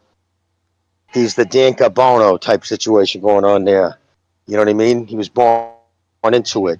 Another one who hit fucking, you know, born on third base and thinks he hit a triple. Oh. His father, he got off his father's name. Kevin Mannix, his old man, is a legit awesome writer. He's a great boxing writer. was a great football, and I've covered the NFL, like I said, Hall of Fame writer. So that's where he, so again, he didn't have to do nothing, just came off his father's, his bones was made off his father. Interesting. Last name, so. I didn't know that. See, there's a lot of that going on in TV, a lot of nepotism going on. A lot of it. Let's go to another phone call here. Let's go to 323. 323, you're on the air. 323, what's on your mind? Hey, how's it going, BDA panel? This is Zero Cool. I was going to say that even though Teofimo did win, it was a little lackluster for me. He did win confidently. But, for someone that has beat, two, number one ranked, people like Lomachenko and Josh Taylor, I expected a little bit more, maybe a knockout from Teofimo. As far as Estrada and Bam Rodriguez, Bam just looked like he was in a slightly faster step. It looked like there might have been a little ring rust to Gallo, but that takes away nothing from Bam Rodriguez's dominant victory. The right man did win. For a champion like Gallo, of course he's going to want to take the rematch, but at this sense, it's kind of like you got to be pretty well. Like, I don't think we actually need the rematch. Chocolatito could be a nice victim for Bam next, or the winner that he picked out of the unification that's going to beat up Ioka and whatever his name is.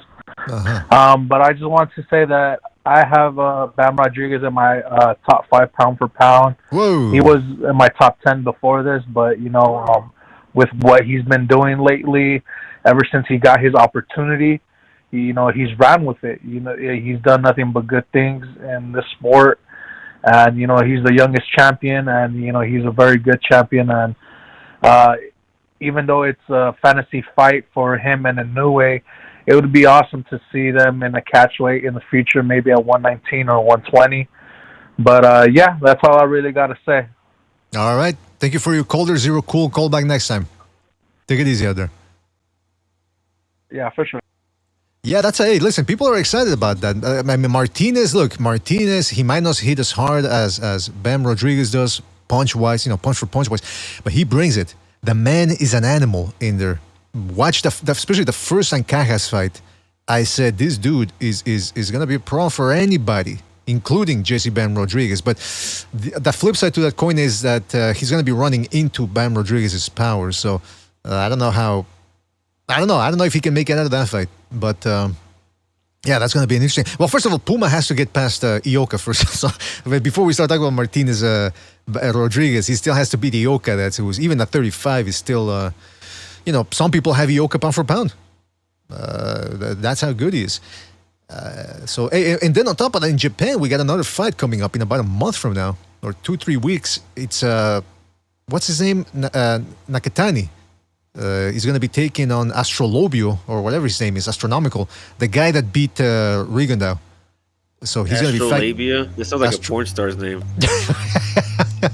Yeah, he does. It's a weird name, man. It's a Filipino. I don't even know if that's his real name, by the way, because Filipinos, they tend to change the name just a tiny little bit there, little bit. But that's gonna be. But it's the fight on the undercard that I'm really looking forward to. That's fuck. I can't believe I'm forgetting the names right now. I'm Taraji. Excuse me, Taraji versus taking La Bomba.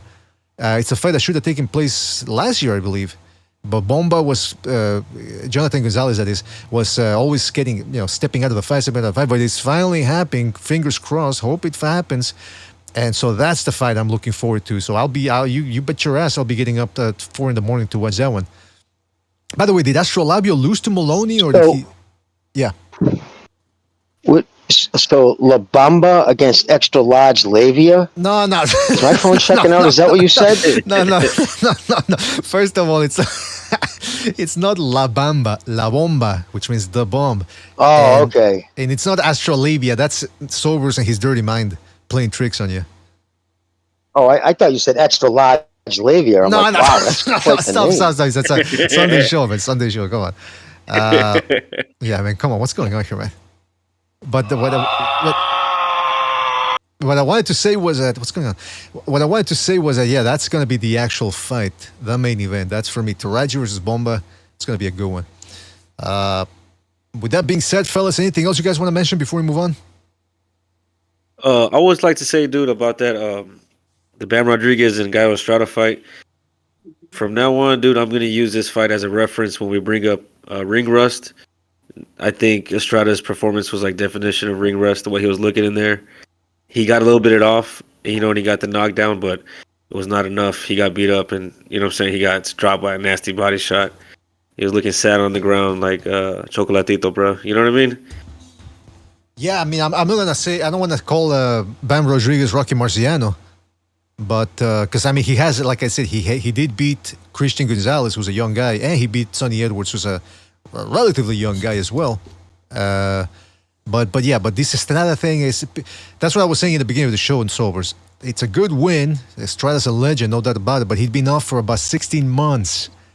16 months, and they're making it out to be as if he beat a prime Estrada. He just beat a legend. Yeah, I can beat a legend too. I can, show me who's an aging legend right now. I don't know, like Muhammad Ali when he was still alive in Parkinson's. Oh, I beat a legend. I beat an old man who's got Parkinson's. I mean, you would have fight him when he was 50 BDA, huh? I would fight him when he's 70, just to make sure he can't beat me up. Wheel that motherfucker out here. Wheel him out here. Exactly. I'll take his ass the fuck you'll out. sit down next to him and fight him. He picked the wrong one.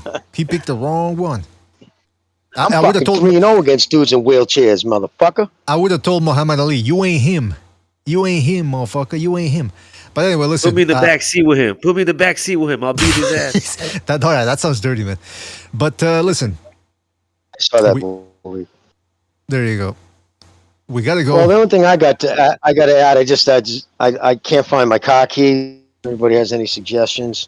Or are we supposed to keep it about boxing? Is that what you're at? Oh, okay. No, then I have nothing. What's the matter with you, Jimmy? What's the matter with you? I can't find them. That's what I've been doing this whole show.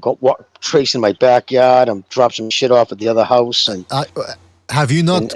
They're having a party back here. They're nice people from South America, but they're offering me food. I'm just not in the mood because I can't find my keys. Have you not taught your dogs to sniff out your lost items? That's what you're supposed to do if you got dogs. You train them to look for I had things. one of those beepers, right?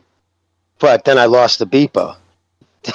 Oh, you're supposed to you can't find the keys, but you can't. I think it probably. And what's scaring me is I think I dropped it underneath this pile of fucking wooden drywall that I dropped off at the other house. So this sucks because the guy who helped me drop it all off is gone, so I have to move all this by myself.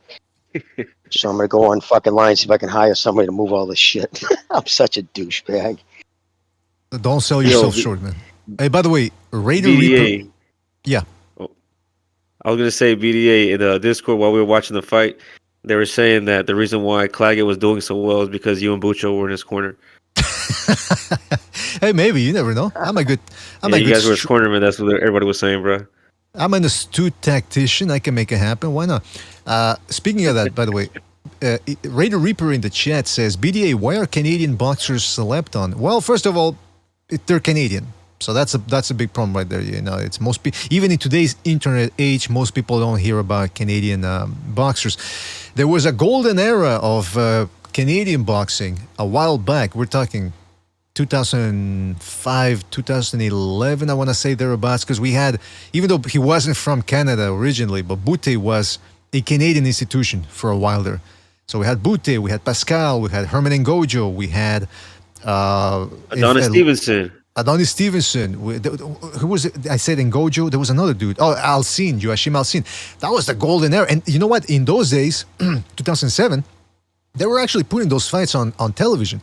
And I remember talking to people on the internet saying, hey, man, this is what the United States should be doing, putting these guys on network TV. But of course, in those days, it was long gone. But I said, we're seeing in Canada, these guys were becoming big names because they were fighting prime time on a network. And then digital cable came along, and some of those guys lost, or all of those guys lost, rather. And I haven't seen the resurgence of Canadian fight. The other problem with Canada is that it's really just mostly Quebec that produces boxers. Everybody else from the outside of Quebec, they don't really, you saw Clagett. There's a guy named, I'll give you, and that's the other problem. The amateur boxing system in Canada, although it's good, pales in comparison to that of the United States. That's why you don't see as many prospects coming out the way you do from the United States. I'll put this into perspective. One of the guys that was knocking everybody out in the amateurs, which in Canada here, which is bizarre to see, a power puncher like that, is Lucas Badie. He's a lightweight. He was knocking everybody out in the amateurs. And I was like, whoa, who the fuck is this dude, man? He's pro now and everything. He's got about 20 fights. He's 31. He's 31 years old. So, see, that's the difference between a prospect in the United States where they get him pro at 21, 22, and in Canada where it's like, well, we don't have a competent promoter. We don't really know what to do with you. So, we take you professional by the time you're 28. I mean, come on, that's the way it's been done for a long time in Canada. And Christian Mbili, by the way, I know some people are gonna say, yeah, what about Christian Mbili? He's French, Cameroonian, whatever. He wasn't born here, so I can't really count him all that much. Plus, Canada fucking dominates ice hockey, one of the 5 major big sports. I mean, that country already dominates one sport. There you go. Were you and Bucho big David Lemieux fans, BDA? Yeah, I mean, I didn't root for him all the time because I don't know. He was a little bit of a cocky guy, but I enjoyed fight. I was a fan. He really smug, bro. I was a fan of watching him fight. Yeah. No, but yeah. Listen, after he beats, every time he would lose, it was always the same excuse. It wasn't me tonight. It wasn't me tonight. I mean, come on, you're taking away credit from your opponent. It wasn't me tonight. It wasn't me tonight. Who was it then? Because I see the same guy with the same goofy haircut losing that fight there. So what was the difference? It wasn't me in there. I thought it was fun to watch when he was active, bro. That fight when he did what was the dude? I forgot his name, bro. Was it Stevens? Curtis Stevens, bro. That was a fun knockout. Oh yeah. He slapped him really bad. Laid him out cold. I was there live when he fought when Lemieux fought Hazan and Dem, and dropped him. Oh really? He dropped him 5 times, and then Which corner were you in? Which corner? No, but I was actually sitting near the corner actually. But that was a fight where they had this 90. He looked like he had to be 90-year-old commission guy. You know the guys that they're in the corner and they tell them, all right, time to go. You know when the minute's over. The guy was 90, had to be 90, and he looked like Joe Biden walking off the stage. He was slowly inching his way towards the stairs. The bell rings. He's still stuck on the ropes, and people in the crowd were going like, "Get the fuck out! Get up!" No sympathy whatsoever for the old guys. Like, get the fuck out! they were just people or you, BDA? Was that people or you? Well, yeah, okay, I admit that was. I might have joined in a little bit. I might have thrown in a couple of N bumps in there, even though the guy was white. But listen, I mean, it's you gotta have fun when you go to a fight. Why not? Right. Yeah, BDA is the corner doctor. Don't let him fool you. You get what was it? Well, fuck, what was that doctor in ESPN a couple of months ago or last year, who was examining a cut? And he was just opening up the cut. He looked like a butcher. People were calling him on the Discord the butcher because he was examining the cut, and he takes with his 2 fingers, opens up the cut, and he starts prodding in there. Like digging his finger in it, like trying to pull out his gray matter and stuff. He was making it worse, man. I was like, who the fuck was that guy? Was it Tim Zook fight, right? No, he was on an ESPN card. What about that knucklehead doctor last night? Fucking dude still had his fucking fucking surgery clothes on. What do they call them? They're fucking scrubs. Yeah. Did you see that? He had his scrubs. Not like most doctors. All doctors, you always see them. They're in a suit. It's like, dude, really? Did you just come from the fucking ER? You didn't bother changing. And the fact that you know what I mean? You see, he literally had scrubs on. It was almost like I want everybody to see I'm a doctor. Like, he had scrubs, dude. Like, are you serious? You're too old to be a fucking practicing physician, like in an emergency room. So there's no excuse for that other than everybody's going to know I'm the doctor. Like, that was just so bizarre. Yeah, I didn't see that. I didn't see the doctor there. But... What the... Oh, you didn't see when he came in? He stopped the fight with the kid that Bam stopped, the British kid. Right. That fight got stopped on a cut. And that doctor came up on the apron of the ring. He had scrubs on. The fuck? That's weird, man. That's weird. Hey, by the way, Jimmy, also, you're on the East Coast here.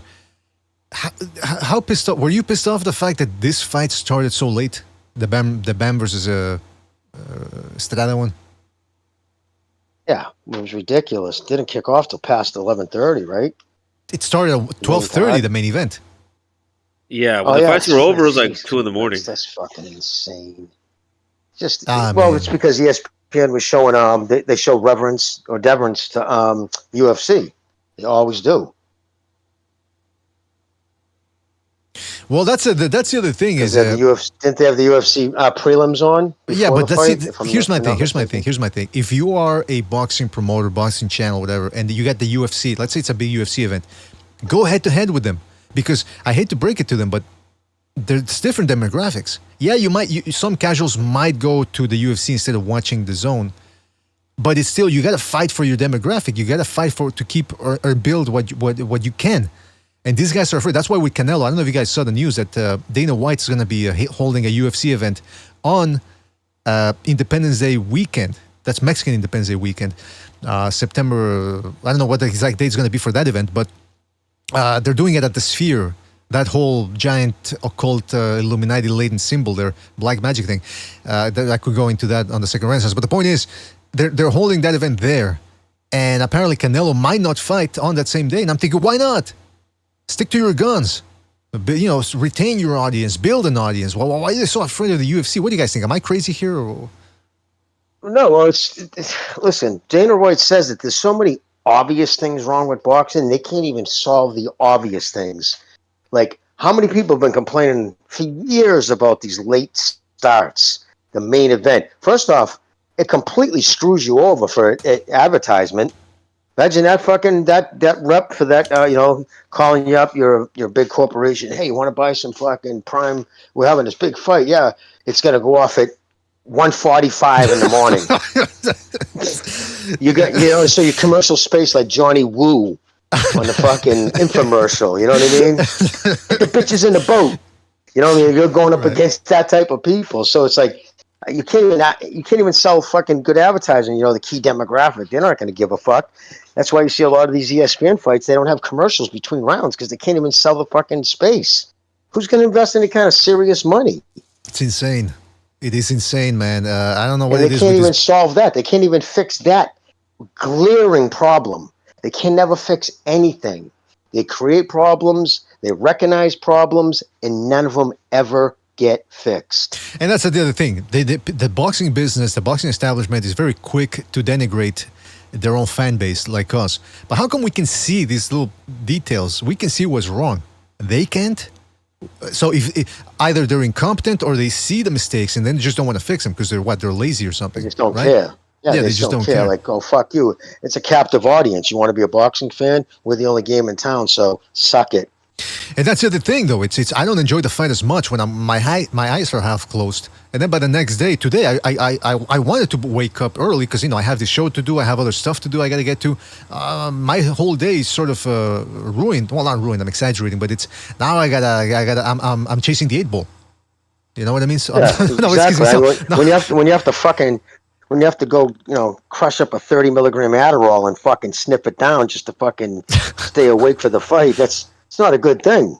But by the way, that came out wrong. The expression is behind the 8 ball. And I said chasing the 8 ball. I mean, I'm not an addict, by the way, fellas. I'm not a drug user, but I know it came out wrong. It made me sound like a... But anyway, listen, the point is... Exactly what a drug addict was saying. Exactly. Shut up, man. The point is, we got to go. Shout out to boxing. Get your act together. Stop putting these main events at 12:45 a.m. It's enough. You can. I remember there was the zone card, a Golden Boy card. The main event started. Take it under advisement. BDA has a dragon to go catch. Nah, come on, stop it. No. But the point is that there was a main event from the zone one time. It started at 10:30 in the p.m. And I remember by the time it was over, it was only 11:30 or something. I was like, oh man, this is great, man. I watched the fight. I was fresh watching it. Well, by the time the fight ends and it's 1:30 in the morning, like Jimmy says, the birds are coming out now. The sun's coming out. Come on, man, that's not it's illogical. And I know it was on the over there in Arizona. They're 3 hours behind, so they didn't care. But look, you're alienating a completely different time zone for what? Anyway, listen, fellas. And it comes down to sailing space too, and you're so right. No, literally last night when that card wrapped up, I could literally hear, like you said, the loser birds. Those are those first ones you hear on the East Coast. about an hour before the sun breaks open. Loser. Those birds, when you're watching home after partying all night. Right. Loser. Coming through the door like, oh, man. You know what? Yeah, I always thought that was literally tweeting away. I always thought that was a voice in my head. I always thought that was just a voice in my head calling me a loser. But anyway, listen, the point is... Nope, those are the loser birds whistling your song.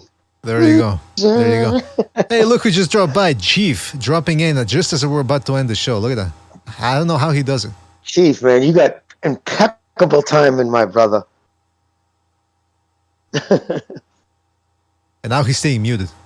Just to stick it in our cross. Now it's like, yeah, I'm showing up. Now he's saying, yeah, I show up late and I don't say anything. What about that? Sorry, I was having microphone trouble. I don't buy it. Yeah, but Chief, we're just about to go. You know how I am with technology. Why are you surprised that I couldn't figure that out? I mean, I don't know. I'm surprised all over the place here today, and I didn't get any. I don't think I slept all that well because I stayed up late to watch that BAM fight. But anything else you want to say before we go, man?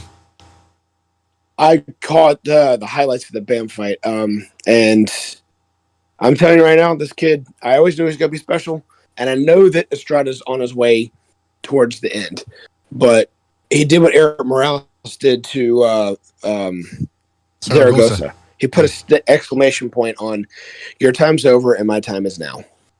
Interesting. Well said. Well said. And I agree.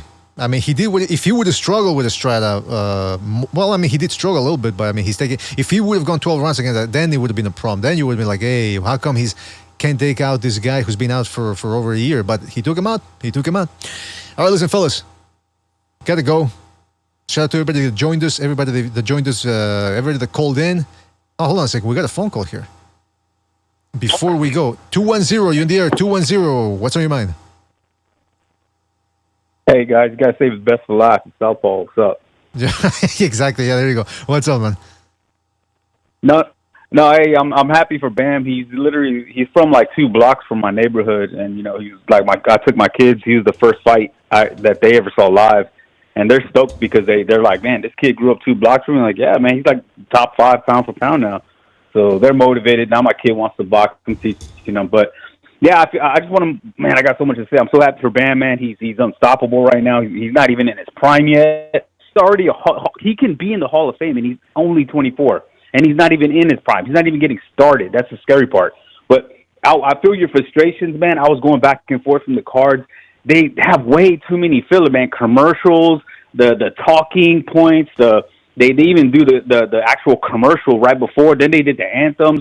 Man, I heard, and on Top Rank side, I heard that that stupid Burger King song, like I probably had to be like 50 times, leading up to the main event. So it's so frustrating, man. And another thing that gets me, and I posted this on Twitter, is like, man, even the advertisements, the ropes are like super fat. They're like 3 inches wide now. Like that's why I don't get ringside seats no more. When I go to the fights, I want to get a level up and look down into the ring because the ropes are so fucking wide you can't even see inside the ring if you're on the floor. And I posted a picture of Morales Barrera when they fought, and the ropes were like skinny red, and you can see everybody's face in the crowd crystal clear. When last night, it's just like they're gonna end up covering the whole ring eventually. But yeah, I feel you, man. It's just they got to do something about this because most fans where I'm at, the hardcores and the casuals, they go to big sports establishments. They go to Dave & Buster's, Twin Peaks.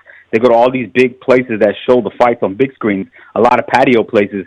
And when they're not showing the main event and all this filler, they have music going. They're not even listening or paying attention to it. And this is another thing why the UFC is like just, I don't know why the powers that be can't figure this out. That's my only thing, but I'm happy for my guy. He's from my city. Man, I got to make his way down. His dad's real cool. I know his dad. He's a real humble guy. He's not an overbearing dad. He lets the trainers do his work. So a win for San Antonio, man. Appreciate it, guys. Hey, by the way, hold on. Before you go, you mentioned that. Are you on the West Coast right now? No, I'm Central. So like, I'm not even as bad as the time zone as the East Coast. Right. Usually we got a good. We're in the middle, and usually I like to go out to like a couple of local bars and stuff after the fights when I'm in a good mood. I'm already a little tipsy, but it got so late last night, man. I just stayed in my pajamas and went to bed, man. That was pretty shitty, man. But and by the way, you also mentioned the fact that your kids are big fans of Bam Rodriguez. Is that because they're the same height as he is, or? Oh. Yeah. No, man, and it was crazy, man. I got pictures of like, Bam I'm and fight. I'm a little tipsy, so I grab my car keys and head out. No, he didn't say that. He didn't say that. He didn't say that. He didn't say yeah, grab the car no, man, keys. I know. Crazy, man. But no, but like I remember Bam. When I used to cover fights. I remember giving Bam and his brother. They were little amateur teenage boys. I was giving them tickets because I would get the free Golden Boy. Golden Boy tickets. So I would just give them to the guys that wanted them, that I knew, the local amateurs that are putting work in the gyms, man, like doing the amateur scene. So it's crazy to see, and I'm proud of the kid, man. I'm proud of the scene, man. He's the heart and soul, man. He's a genuine kid. He's a good kid. He's got a good family, man, and like he's the heart of San Antonio, man. So he's going to be a star. They better bring him to the AT&T Center, which is now the Frostbank Center in San Antonio. He's going to fill that place up. Well, there you go, man. Yeah, and Mr. BD, I got one thing to add to that too, real quick. I gotta say, if I was Bob, like Bob growing up, I know he's in his 90s, whatever, like trying to hand shit over to his son-in-law and like pass over the thing, like you try to lay the reins in the correct hands. I want to know who was the genius at Top Rank who decided to pass on Bam, because he was on kind of like a tryout thing. His first 2 televised fights were on Top Rank, and they passed on the kid. They passed on him. Garcia signed him right out of the images in 2016. And the first 2 fights he was on, 2019 and 2020, on Top Rank in 2021. The first 3 fights were Top Rank. And then they let him get signed by Matchroom. So that was a big miss right there, boy. Big miss. Somebody would have their ass fired for that one. Maybe they just don't want to deal with small fighters, man. I don't know. If you look at Top Rank right now, they don't have any. They don't really have that many fighters below 118. So I don't know. I'm just speculating. All right, Southpaw man, thank you for your call, man. Call back next time. Take it easy out there. Man, take it easy. Later, Southpaw.